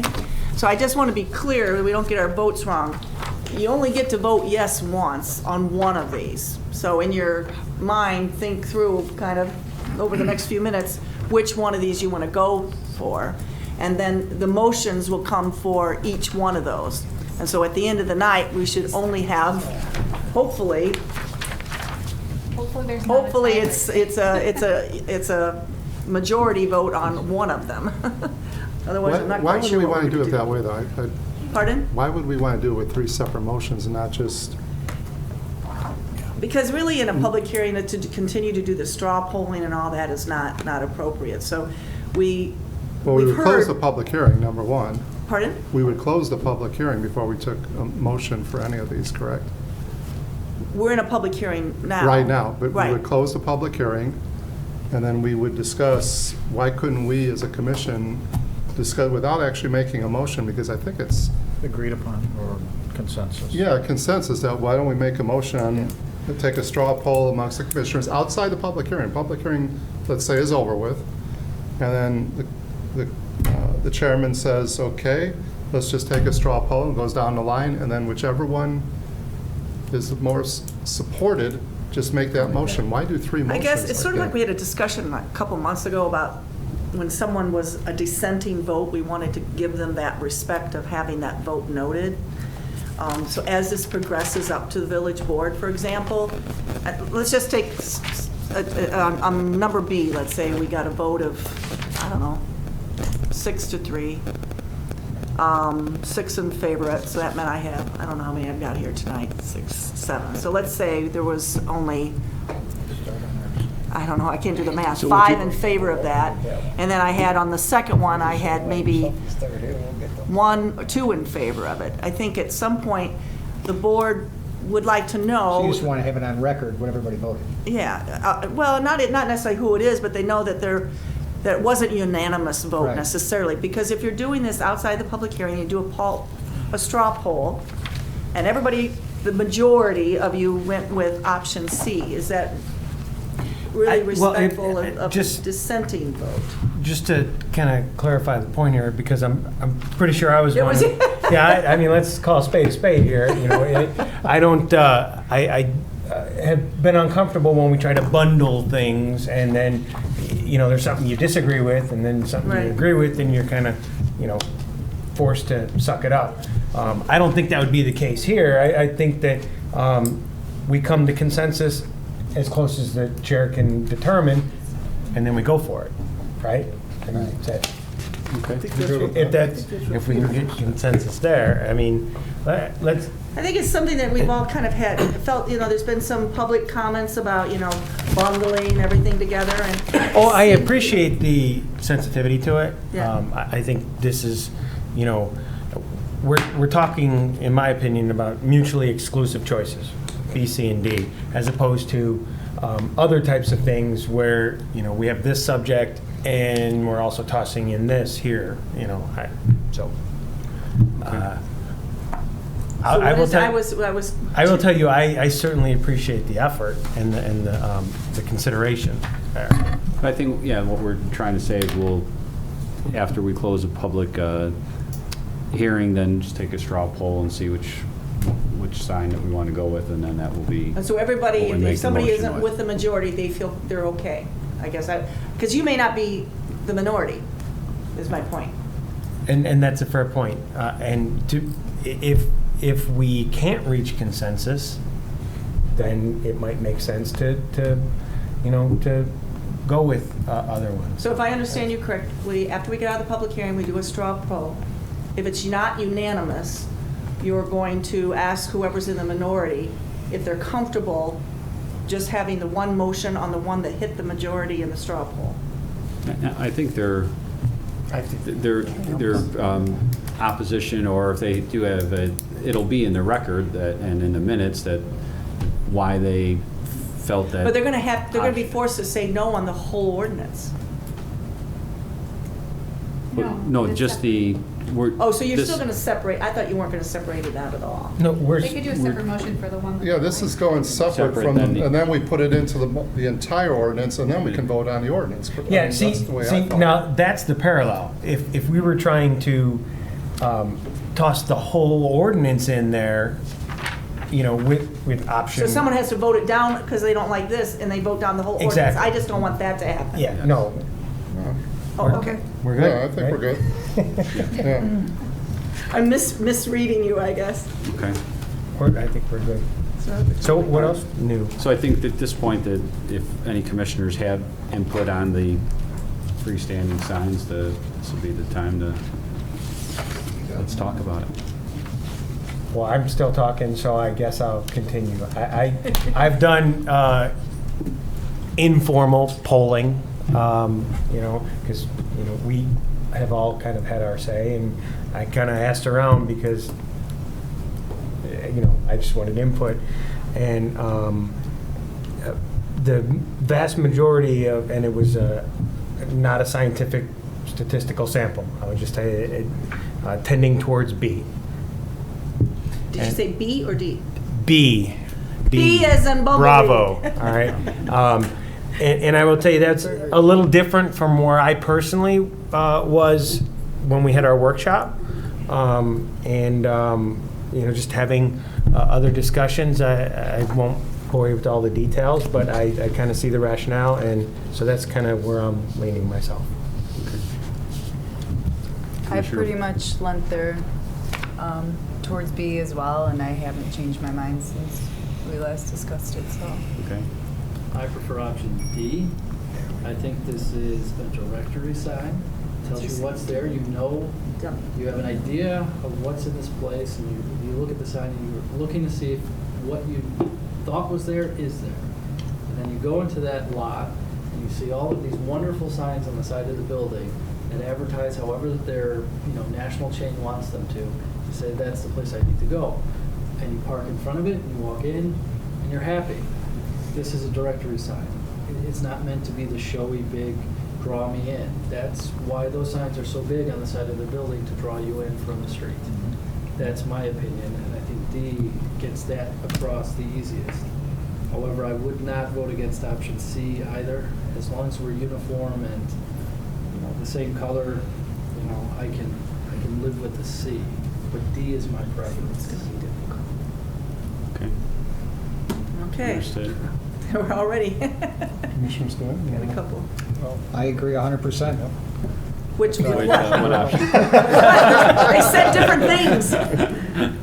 With which one? With Kevin. Kevin. Yeah. So you like D as in 1000%. disco. It's actually, he's 100% right on it. It really was a great description of how you said that. It really is.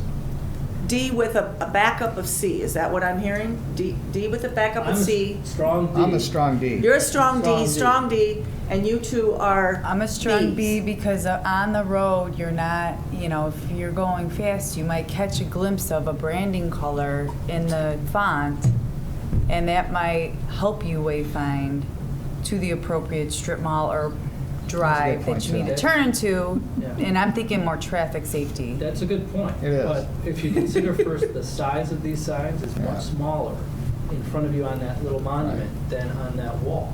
Right. And the wall signs they're bigger so that they can draw your eye to it. And I Now remember you see when why we did before the separate motions. Before Bailey's had their sign, their monument sign, I passed it up a time or two looking for because Commissioner, my, how could you pass up Bailey's? Really? Where were you before Bailey's is what I'd like to know, sorry. But in all honesty, you know, to turn your head, it sounds kind of petty, completely almost, you know, 45 to 90 degrees and take your eyes off what's in front of you, you know, it's seconds, but, you know, fender benders happen because of seconds. Okay. And then we're calling, you know. Well, no, just make sure we're apples and apples. Bailey's is a single sign, and we're Yes. talking about multi-tenant. Sure, I'm just, you know, hinting that, you know, you kind of, I personally use monument signs more, or what's closer to my eyesight line than what's on the building. Especially if it's set back further from the road. All right, Commissioner Janowski. Well, that is a good point. There's no doubt in saying. I would support D, just from the standpoint. I'm sorry, I can't hear you. D is in. D is in disco? Delta. Disco, whatever you want to call it, or so, just, you know, the consistency with the font and clean look. And again, you're in there, and it's both commissioners' points well taken. One on a safety, but again, you know, the intent is the directory, you know, that's it. So I would support D. I would also be with option D as in Delta for all the points that the commissioners before me said. I think they're spot on. I agree with what you're saying. I just think that D is clean, consistent, and is very easy to read. Okay. And I would be for B for similar, what the Commissioner Capel and Shaw were saying regarding having a quick brand and being able to see that that is the brand. And sometimes you don't see the big stores inside the shopping mall or strip mall, but if you see a color or brand that you might be looking for, that might help and direct you into that area. We're So having by a the little looks of it, we have sidebar a- here. Can I add one more thing that's kind of, I'm concerned about? So she and I are not even agreeing on this. I'm worried about administration of this. And here's what I'm thinking, because we have a lot of, obviously, we don't have that many signs now that conform with D, right? So we have a lot of A's and B's out there.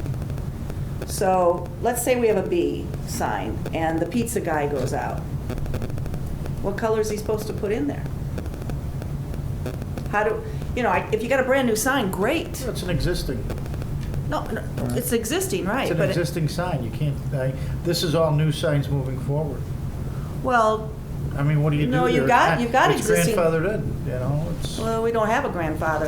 We don't have a grandfather grandmother clause. then, you know, Huh? grandmother then. No, but every sign has to be Well- conforming at the time. So when someone comes in for their sign permit and they're one of an existing panel, how would you like us to treat that? What is the most, whatever the signs of the most majority are, I would think, I guess. What if it's, look at B, which Stephanie Right. made it really hard on us. Every one is a different color. Well, who's the sign owner? Who owns the sign? Is it the property owner, or is it It'll be every the- single person that has some sort? It's not that they're owning any of these units; they're renting. Mhm. The sign owner needs a plan to replace that sign in the future, and they need a plan that conforms with the code. If they're going to fix a non-conforming legal sign and they exceed 50% of the value or the cost of the sign, they have to become conforming. Then, So if they're replacing one panel, they have to have a plan that says, okay, either I'm gonna do a wholesale replacement in the next 10 years, or I'm gonna replace every single sign, panel to be conforming with this, new ordinance. They have to have a plan. by our last discussion with the attorney, we can't make him do anything until it's over 50%. Well, to that end, if we went with option D, D is in disco? Di- Sorry, I'm just having a hard Delta, time hearing. option Delta. Delta. If we went with Delta, we're talking about a uniform font and color, right? And we would create quite a bit of legal non-conforming, right? if somebody out there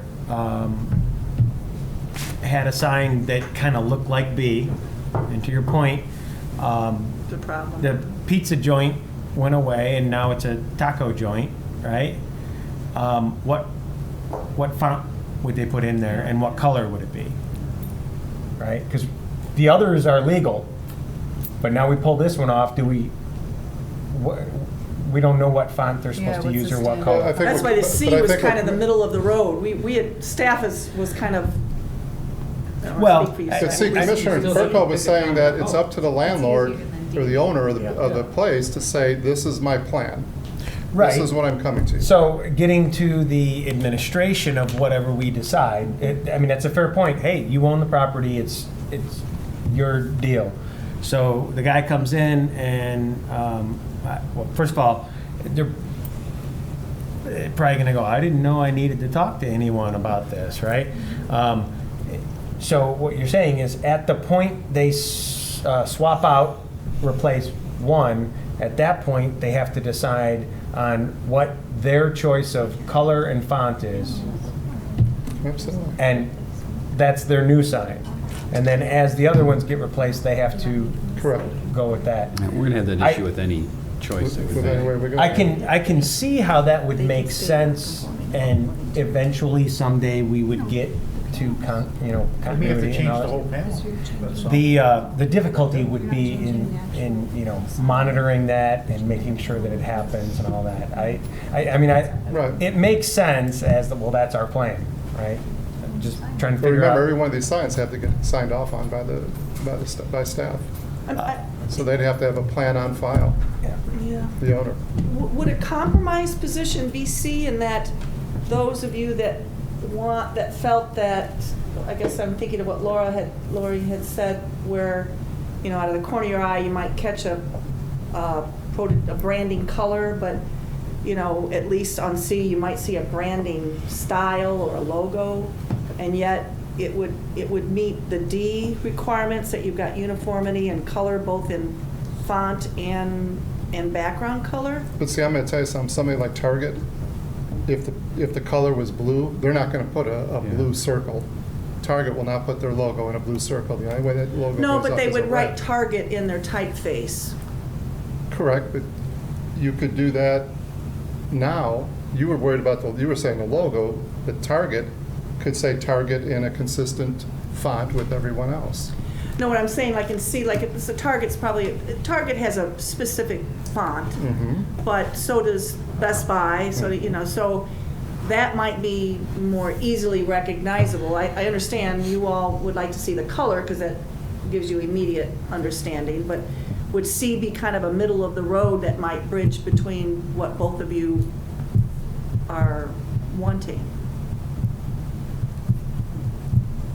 Not for me, no, for me, it's the color that helps identify the brand on where you need to go. Okay. And for me, D is a directory, to the point of the directory. This is more of a directory because we're allowing the signs on the building facade as it is, personally. I mean, any of them are better than A. So, I mean, I think we if- dismissed A, right? Right. We kicked it to the That's curb why a while ago. Real quick. Peter, you were for D, right? Yes, That's what ma'am. I heard you say, so. Hmm. So we've got a pretty split. So we have 4D. I think you and might still need to do 3B. two motions, a motion for B and a motion for D. Or no, that's not the way you want to No, do I it. You think want to do they, it? just Yeah, was why one not? motion, and I think we made our comments clear, and the board Right. can review. But what is but someone's got to you're going to make a motion for B? So- Okay, and then if that gets voted down, then Well, you've got to I think come we're up with going to be another. practical about this. Yes, right? I mean, I think we know, Yeah. which way it's gonna go, so it's, whoever's gonna make a motion will make a motion for D, and then we'll vote accordingly. That's all you can do, right? I have to say, all along I've been kind of like, on the fence. I mean, I see all this here, and my personal preference is, I'd love to see D. We love to see. D, Delta. Thank There you. you go. Thank See, you. it's done. I'm concerned about This is what- implementation. And, you know, but I mean, we have to come to a decision on it anyway. But you have because- to think about the business community being business friendly and, Well, if we do nothing, then we get A by default. So, I think Paula has said many times in the past, you're not entirely sure how a code's gonna work out until you do it. And then you have to go back and fix it. Right? or you get a bunch of variation requests. Well, You know, to that point, can I ask you, if they came and requested to put in a panel, it's immediately non-conforming because it's a pre-existing non-conforming sign, right? So they have to come to you anyway to put in a new nameplate, a new placard, don't they? They do. If they're doing a panel change, they have to come in. But the reading by our current attorney is, the old ordinance said you have to bring your sign into conformance even for panel changes. But our attorneys have stated that that would constitute a taking. So the way that it's written now is the only time you're going to be able to get rid of A is if they're doing a replacement or repair on the sign that is over 50% of the site. Now, you were just whispering to me that you felt. I feel differently because I think the 50% and the non-conforming sign, the way that we're talking about it that way, if you think about it that way, you're talking about, say this Tinley Marketplace sign overall is a 20-foot tall sign or something. Yeah, if you hit more than 50%, then, you know, that's when that sign itself would have to come into conformance. Each of these panels, we do separate sign permits for, so it's 100% replacement every time. So I don't think that applies to this non-conforming. I think they have to conform, and anytime it's a new panel, it's a new sign. Boy, we've never looked at that as panel changes. Think about the wall sign. Or the Lower Planet Let me ask you exercise place. Yeah, but Where to go in. if due to the non-conformity clause, we would let the panel go on there, but the panel itself would have to conform with the Well- panel regulations. But it's the same nonconformity. Before, we were saying. No, it's different, because now we have panel. You say, okay, so it's a 20-foot sign, we're not going to be able to impact the nonconformity by height, Mhm. but it's non-conforming, conforming with color now. well, we have two separate nonconformities, and by having consistent font and color, you're eliminating one of them. Yep. We still have the overall nonconformity for the whole sign. I'm just, and that's fine. I mean, I would like the attorney's review on it to see whether he would consider that still a taking, Would but they have to request a variance for a non-conformity? they would, if, for example, one panel got changed out on A, and it was the hairstylist. And you're suggesting from an administrative point of view that we're going to ask that If property there owner is- to give us a uniform sign plan to make a decision, and then we've got to keep track of that on Absolutely. record. It's a special Yep. requirement, just the same as we put any special condition on any of these variances. You want to meet code, you have to do it, and you have to show us you're going to do it. And the next time you come in for a variance request, you're going to follow the same font and the same color that you had before. That was the agreed upon. If they ask for a variance, but if they're just coming in, What are they going to come in for? They have to, because their sign is non-conforming. The sign looks like A, that is unacceptable non-conforming. Then they no, have but to you're get a- saying if hairstylist comes in, If they want to change the panel, if one want to change one If they panel, have we're going a- to tell the manager, okay, pick your color, or pick your Present the background. plan, yes, Doesn't- present the doesn't plan of going Right. forward, how are you going to conform with our sign Right. ordinance? you may decide at that time it's cheaper to buy them all in bulk and just change them all out at once. Yeah. That would be nice. That would be your incentive. And this is like the least costly element of signage that they, I mean, Replace, yeah. Yeah. We're it's trying to not be that- very business We're friendly saving here, money. Stephanie. Yeah, Good call, good call. It's not that expensive to replace a.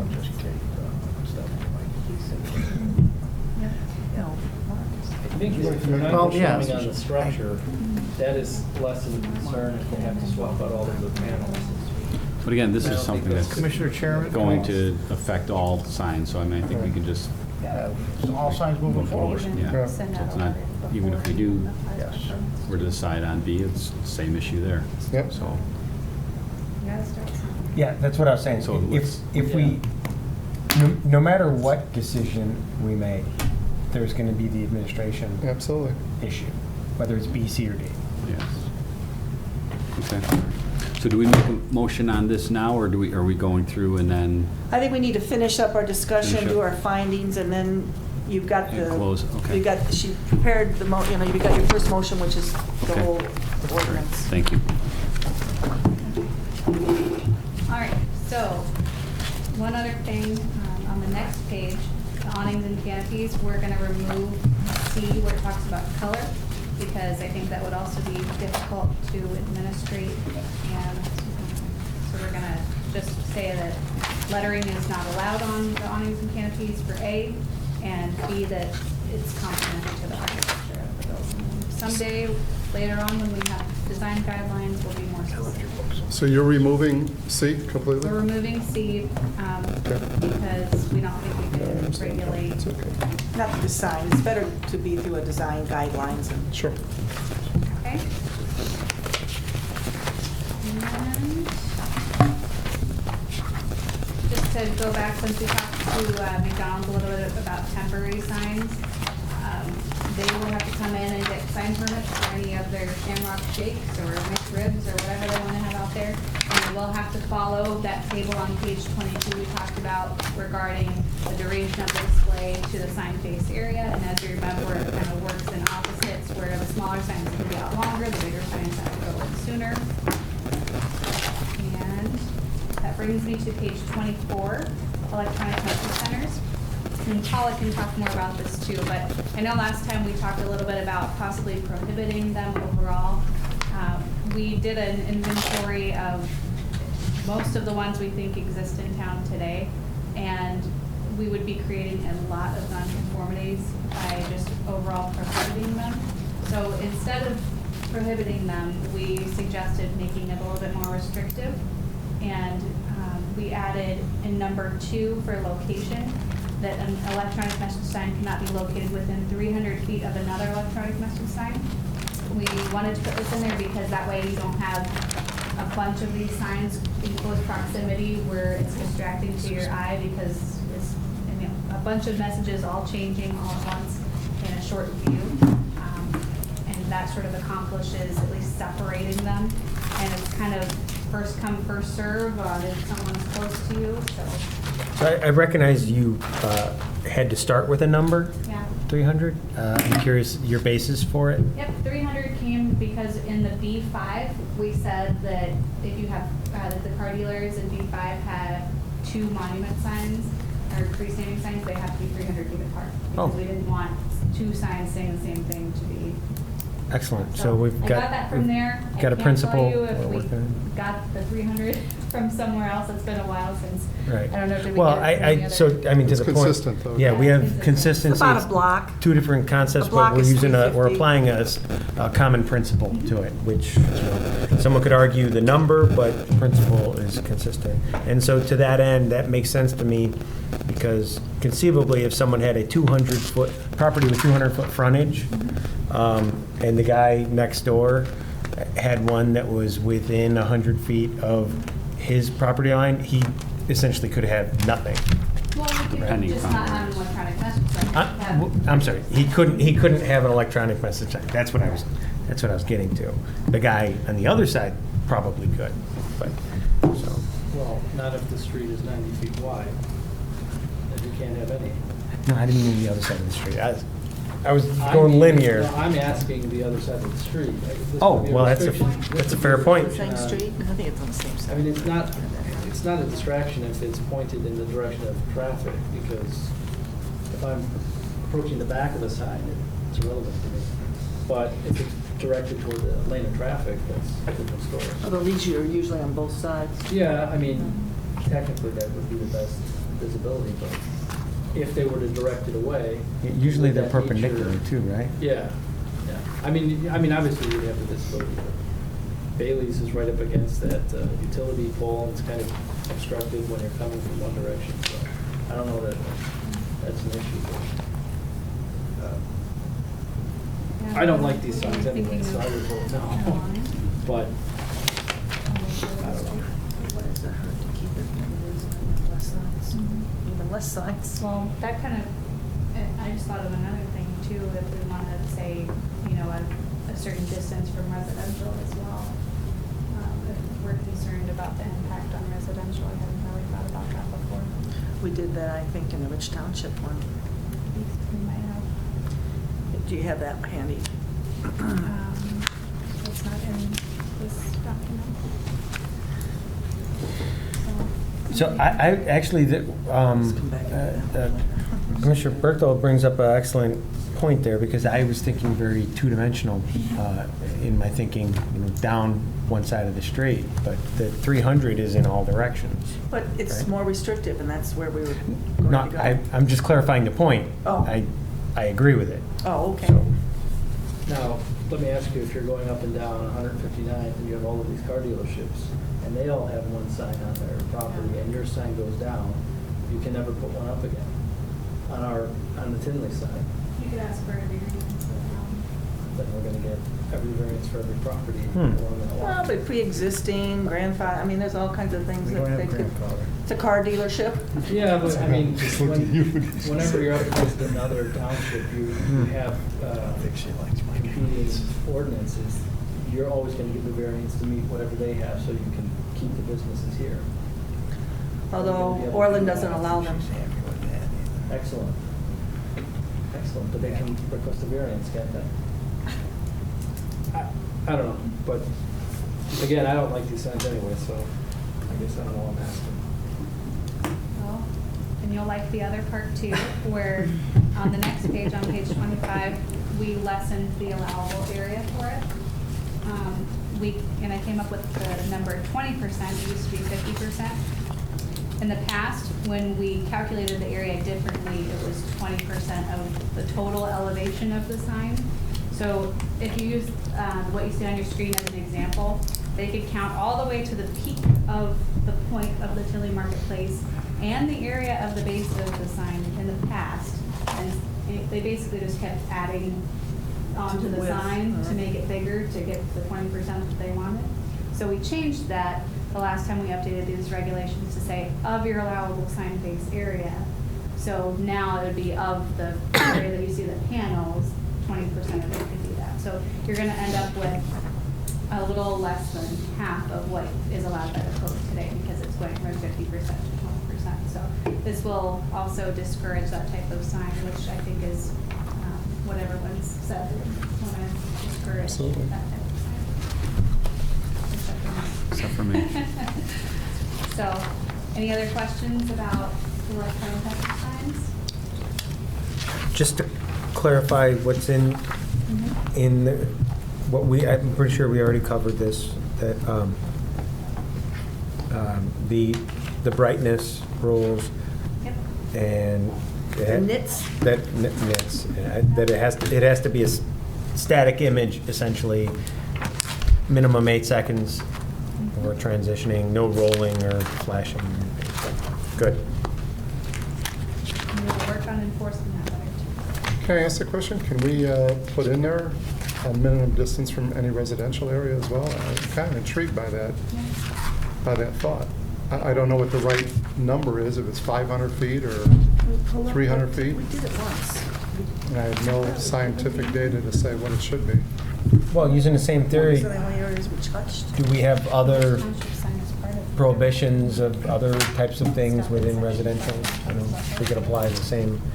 But it's not in here. I don't think they're listening to us. No. Sorry. I think they got a discussion going and we've got one going, so I say we just make a motion and pass it. I think we need to There you go. executive session. No, we're Never gonna try to know. find it for you. We're trying to find the, For the residential? she'll find it faster than me.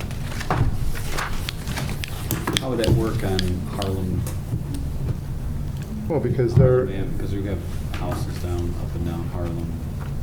Having like even the, like McDonald's is across the That's not street. doing from- but that's not an electronic sign, right? But then if they were But to, Dr. Buell's got one. His office has an electronic sign, right? They've got the names. Yeah, well, that's why we'd have to figure it out here. Well, and that's, again, we're creating a nonconformity potentially. Right. I don't think we should worry too much about these nonconformities. They have to come back eventually to us, and we can correct them when they come back. Yeah. And administration is, they have to follow the code, and if somebody sees it, they report them to come here. These nonconformities resolve themselves. We have a code because we want to see, this vision enacted, and they have to follow the code, and they'll come here, and we'll tell them what needs to be done. If we're worried about these things, I don't think we should be. Yes, they have to be done, and there's only one guy to do it, but I think he's doing as best he can, and they still have to come here, just like McDonald's did, just like everyone else did. So, I'm less concerned about the enforcement of it, than actually getting something that we do want to see happen. And eventually it'll happen. Yeah, Yeah. Going forward, yeah. Okay. It wasn't where we thought it was, so I don't have a specific number to reference that we use elsewhere. Do you want to use the 300 feet from an existing sign or residential area?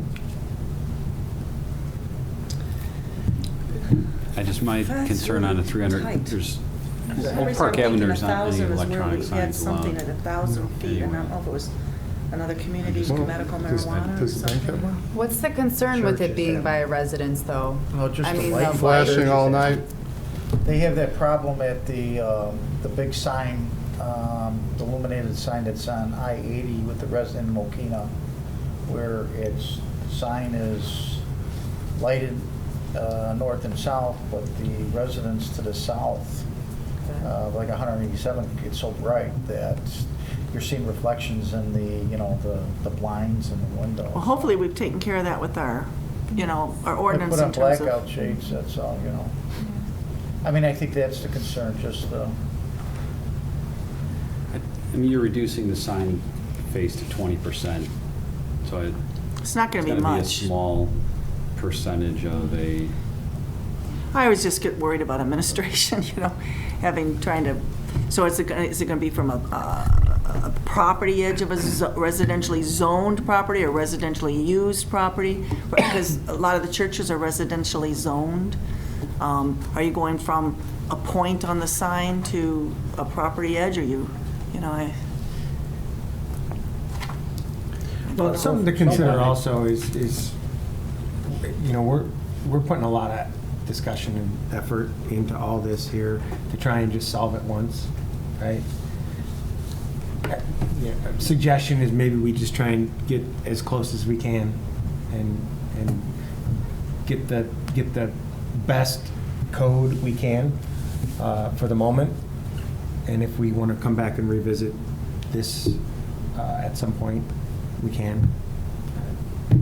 It's something to consider. I think with that particular regulation, it might be better to do some research and see how that would really impact, because we do have a lot of properties even along 159th Street that may want or have an electronic message center, and their lot may or may not be 300 feet deep. And if they have a residential property to the south of it, which is common, we may be effectively prohibiting them in certain areas. Which Okay.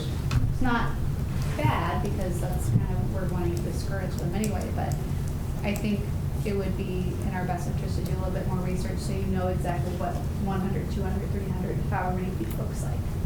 So if we pass We can bring this, that back we have in your the commitment future. that you'll bring that back to at least look at adding, at some point, not the next meeting or anything.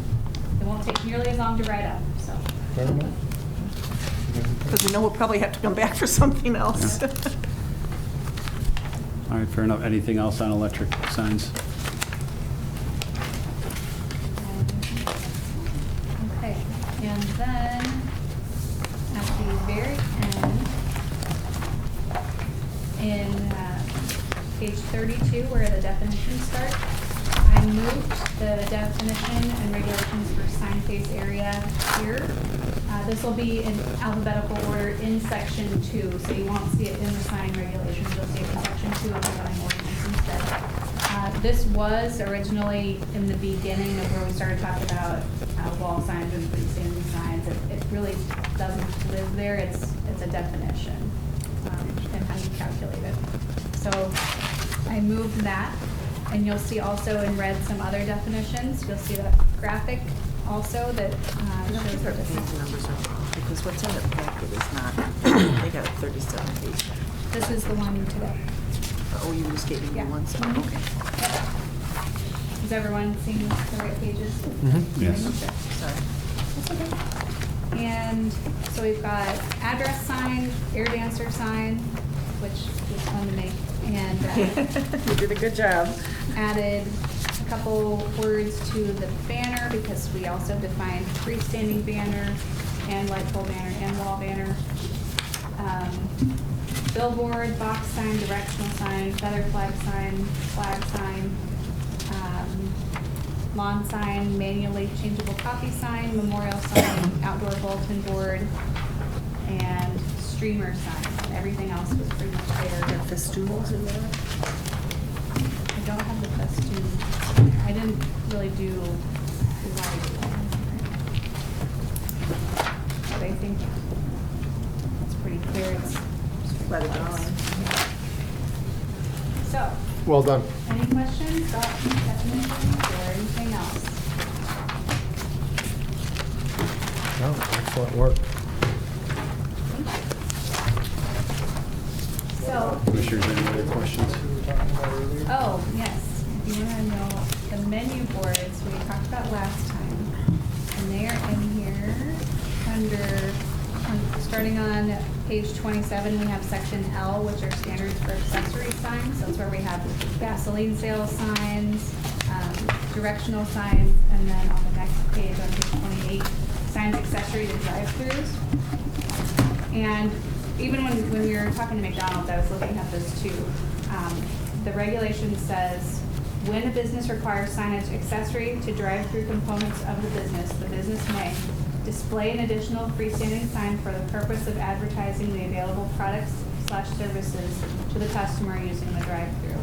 Such sign shall be a maximum height of 7 feet tall and shall not exceed 45 square feet of sign base area. The sign shall also be subject to the landscaping requirements within, and then it's saying you have to have X amount of landscaping at the base of the sign. Something I thought we might want to clarify is we might want to say one additional sign per drive-through, because this sort of implies one single sign, but in McDonald's case, they're getting two. So if we want to clarify how many signs they get per drive-through. And then also for B, we said provide a sign for the purpose of indicating the maximum clearance height for vehicles going through the drive-through, because I think every drive-through I know now has one of those, so they don't have a big truck to be moved. They actually have 2 drive-through lanes. Wouldn't they, Yeah, so they have McDonald's? 2 drive-through lanes. So my question was in A, if we want to clarify, instead of saying display an additional freestanding sign, display one additional freestanding sign per drive-through or Per lane. per or lane, something. whatever it is.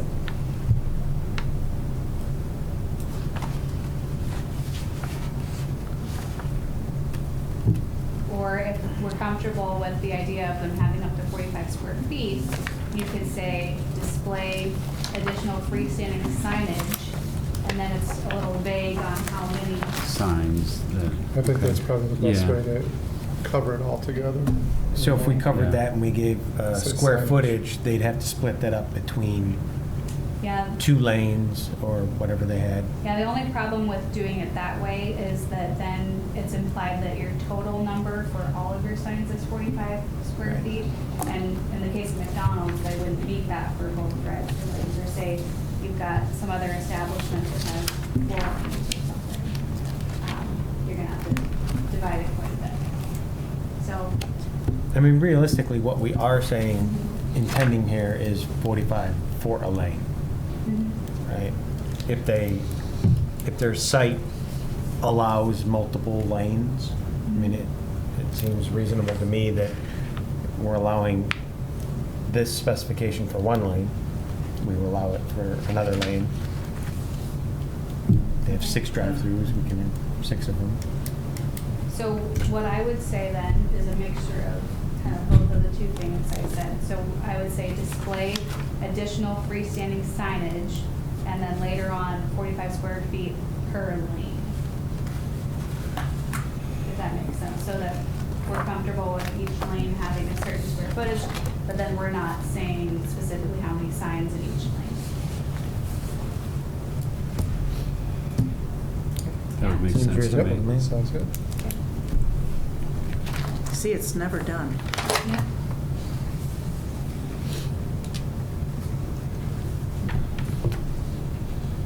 So the motion to adopt the draft of sign regulations, we would just note this as an additional. You could put as a condition that staff update section L3A.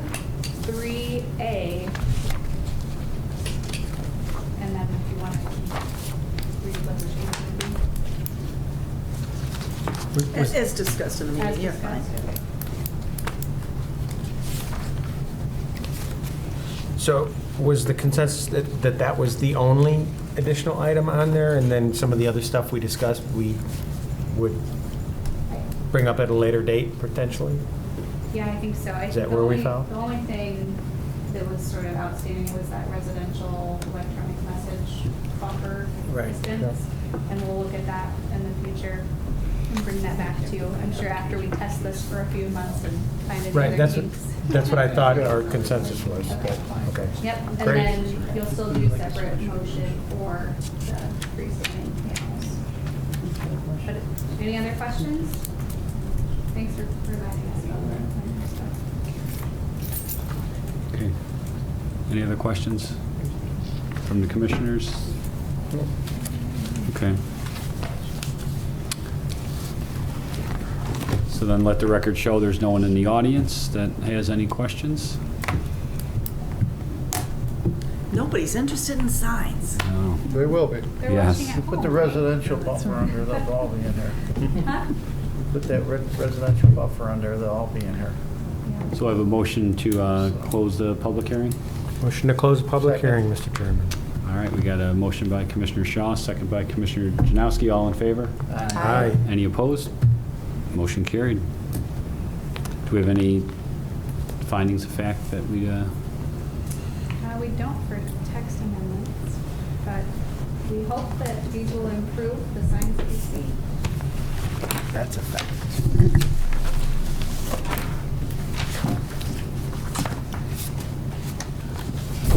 all right, so we have a couple motions. Do we do first?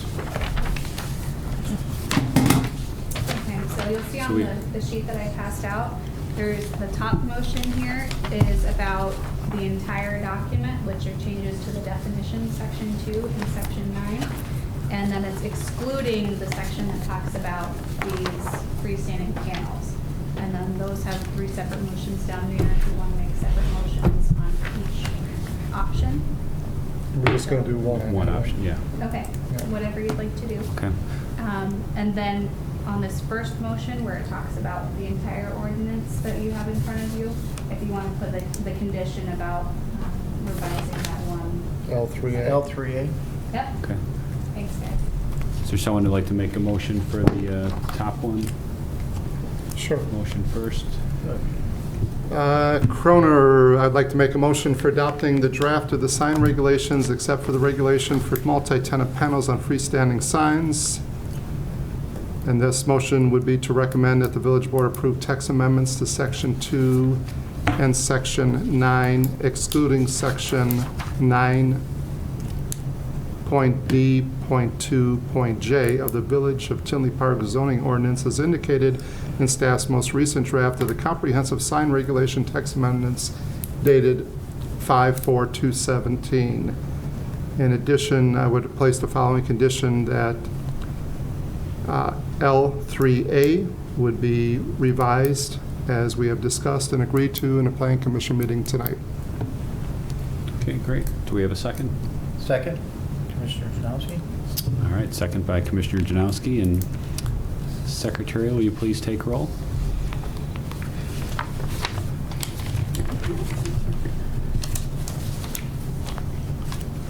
Stanton, Yay. Croner, Yes. Shaw, Yes. Janowski, Yes. Bergfeld, Yes. Capel, Yes. Moylan. Yes. Motion carries.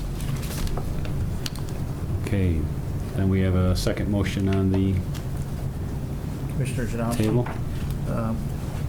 Make a motion to recommend the village board approve the text amendments in sections 9-D-2-J of the Village of Tinley Park zoning ordinance as indicated in staff's most recent draft of a comprehensive sign regulation text amendment stated 5/4/2017, using option D. D as in disco. D as in Delta. There you go. That's very nice. Second.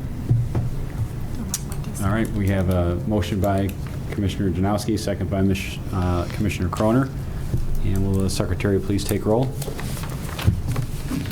Capel, No. Bergfeld, Yes. Janowski, Yes? Shaw, Yes. Croner, Yes. Stanton, Yes. Moylan. No. Motion carries.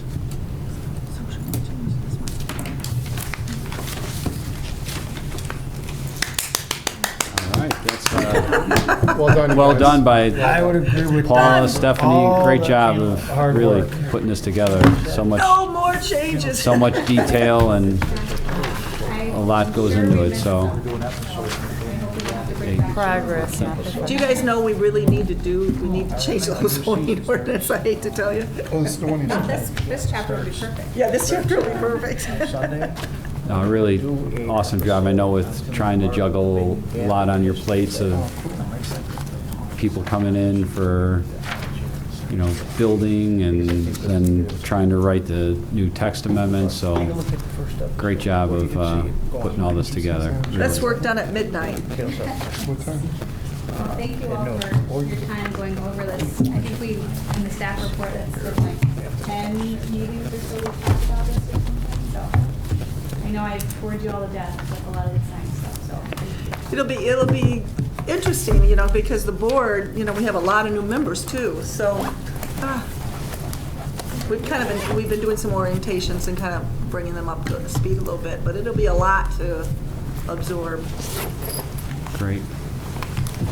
All right, any, good in the order, any communications? Yeah, a couple, just to tell you, we had a big day. What day was that? Tuesday. last Tuesday. week. I took off and all of the plans. Everything came in at one time. So we had South Street submit, we had Portillo's submit, they want to do 2 drive-up lanes. And the Tinley Park Corporate Center out there on Prosperity Drive, there's past M Block, there's a 300,000 square foot spec building going on out there. We actually met just today on a project that has been around for 100 years, I think. Since before I've been here. Yep. Just north of Union Square. So Tom Panos came in with the architect that was for Union Square. So it's kind of a difficult piece. Stephanie and I still have to do a little bit of research because, you know, there's some impact of the legacy plan on that property and how it will be designed and how the road orientation. So we've got some work to do ourselves. Hasn't formally applied yet, but he really wants to get moving, and that would be a townhome development. May I ask a question on the development that you're talking about next to M Block? Will that be east? Yes. Oh, okay. So it'll have access to Ridgeland. So will that road, I know they were talking about connecting. No, so because not yet. Will that development only have access off of Ridgeland Yeah, and not well, Prosperity? or- it'll be probably a right-in, right-out on Ridgeland, but Prosperity Drive needs, we have one more piece that's unincorporated. We've spoken to them, our economic development manager's been trying to encourage them to come in and annex and develop that piece, but right now, it's being contemplated for a 300,000 square foot, similar use to M Block. So, you know, some traffic might come in off of Ridgeland. Some will snake its way through the Hillwood property. But it's spec at this moment, so. So she's gonna get it up here, but while she's doing that, the residences that we've been talking about for a while out at Brookside Glen, so it's west of 80th Avenue and south of 191st, and she'll probably pull that up for you too, because she's so quick. Which one do you want to show first? You want to show that one? Here, well, now you're talking about the. Yeah, so the residences are right there. So I'll talk about that, and you can go ahead and take them over to Hillwood. Who's the developer on that? That one is Jack Mayer. And what that parcel is, when that PUD was originally approved for Brookside Glen, it was approved for 9 4-story, 16-unit buildings, multifamily buildings, not unlike what is out there now. Jack's company is recommending it to be to go into just two structures. So it's 72 units in each structure. But what that does is open up a lot more open space, and so then he has a pool, a clubhouse, jogging trails, dog park, mini arboretum, bike trail park, pits, barbecue pits, pergolas. So it's a really... We're talking about on the west side of Magnuson there? Yep, Right yep. here, this. So some really nice architecture. Stephanie and I have been hitting them over the head on getting us some really nice architecture. So we've been working on this for quite a while. So anxious to bring that to you on May 18th. Any So- wetland concerns there? No, not where he's at. Hospital. He's got the already existing detention pond. Our biggest thing, and you help me remember, because we just talked about this at DRT, we got to get discussions on that connection. The developer has to. Yeah. Better than that. Finalization. Yep. So, if you saw my notes to help me remember things. Then the other thing that's new is the Prosperity Tower. So we can go over and do M-Block and Prosperity Tower together. This will be another cell tower, and those I know can be controversial, but this is a site that doesn't have any residential in the immediate vicinity, and it's pretty much a hole. I know I lose calls going south on Oak Park Avenue over I-80 all the time. Maybe you want to do the aerial, maybe? So this will be an antenna. What's kind of nice also, it's going on the CTF property. If anybody knows about CTF, it's a not-for-profit, I don't know if it's not-for-profit. Yeah, it is not-for-profit, right? I think so. Where they train disabled individuals on certain job tasks, industrial job tasks, and this is where that's housed. So the cell tower will provide some additional revenue for them. And it also is going to address some public safety issues that we're going to put on there. It probably will also address some of the issues out at the outdoor theater. And then Steph, you want to show the M-Block? So there's the M-Block. That's 1 million square feet existing right now. And then where she's pointing at now will be the additional spec building. Next Monday, our new building official is coming in. So all the concerns you have, Tony, are going to go directly to him. And, No, we're a team. Yes. And you too. But I mean, you have the expertise in the area, so I'm very excited about this. It's I'm going to getting take. excited about starting. You're what? I'm getting excited about taking my new job next Monday. So that's it. I'm coming in. Oh, you're the new guy. Yeah, you didn't know I that. come from Well, you Florida. don't look like the guy that I hired, but I'm real excited because it's going to take a load off of me. I'm very excited about this. The building official, he'll be responsible for a good portion of the community development staff. I've never seen so many credentials on one individual. He's a master code official, plus has been certified in a lot of other ICCs. He's worked in the private sector and the public sector. What I also really like is very technologically knowledgeable, worked with a lot of different softwares, and one of the big jobs this year is for us to get new software in the department. So we're real excited about him. His name is Ken, huh? Our computers all evening have been Oh. flickering. Uh-oh. We've gotten through it because, glancing at each other's, but Uh-oh. So Ken Bauer is his name, and his last place of employment was in Florida. So he's last time I talked to him, he's en route. I turned this one off. First Baptist Church over at 179th Street will be annexing into the village. Been working with them on their annexation agreement, taking that to the cow on Tuesday. And then demolitions, you know, we've been doing quite well, getting those done a little bit quicker than what they've done in the past. And Rogers Hair Salon on Oak Park Avenue. You're probably better at that address than me. I'd have to look it up. Across from Subway. Across from Subway.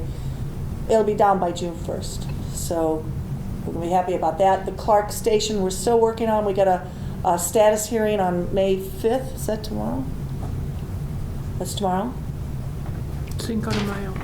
And what did you whisper to me? Avenue Animal Hospital. Go ahead. Yep, so, none of us were here on the planning commission back in 2012, I believe, when Avenue Animal Hospital submitted their plans for their remodel and expansion. And if you remember, a long, long time ago, there was 2 buildings there. This is the animal hospital just south of 167th and Oak Park Avenue. There was 2 buildings originally. They demoed one building and then built on the front of the other building. And let me get up here and I'll show you. They're now ready to do phase 2 of their expansion. And they actually already had the site plan approval back in 2012 to do that. So they're on the building permit stage. So you can see here, actually, I'll show you.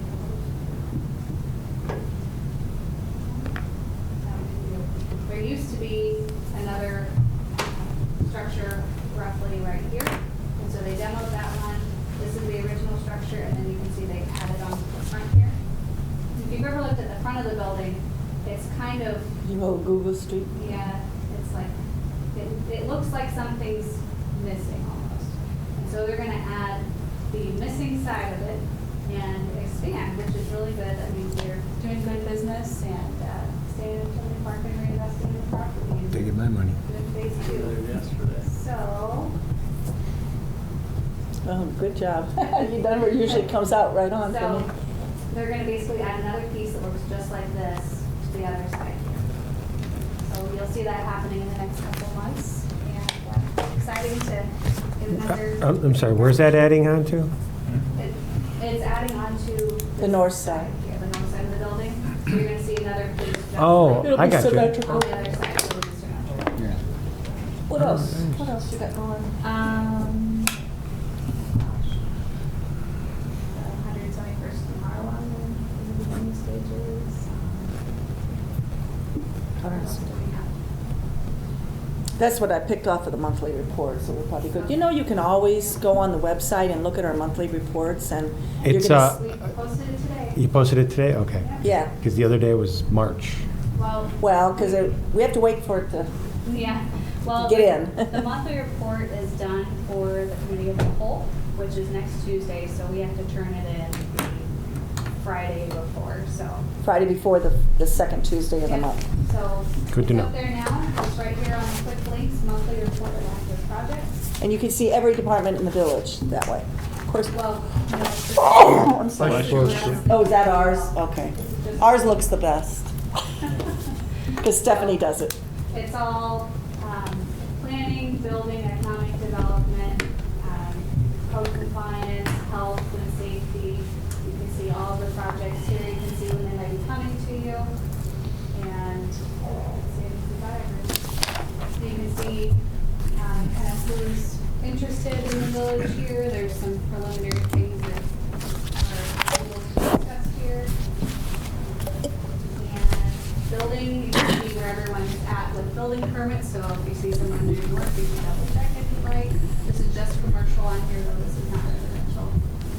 So considering you turned this in just recently, you mentioned right up front, South Street is, there's some preliminary movement that's happening on that? We submitted new plans. Yeah. All new plans. Okay. We're moving forward. And then next week, I'm meeting with Bremen Cash Store. Excellent. It's a lot at one time. So Yep. You know what? we're You going to just be re- like, Verdoliak Law Group. What's the story with that big old truck parked out in front of the real estate office? This is Verdoliak Law Group. 159th Street. I Yeah. haven't noticed that. I just noticed they didn't finish everything. If you guys can get rid of that, that looks like I'll let you know. derogatory to the village.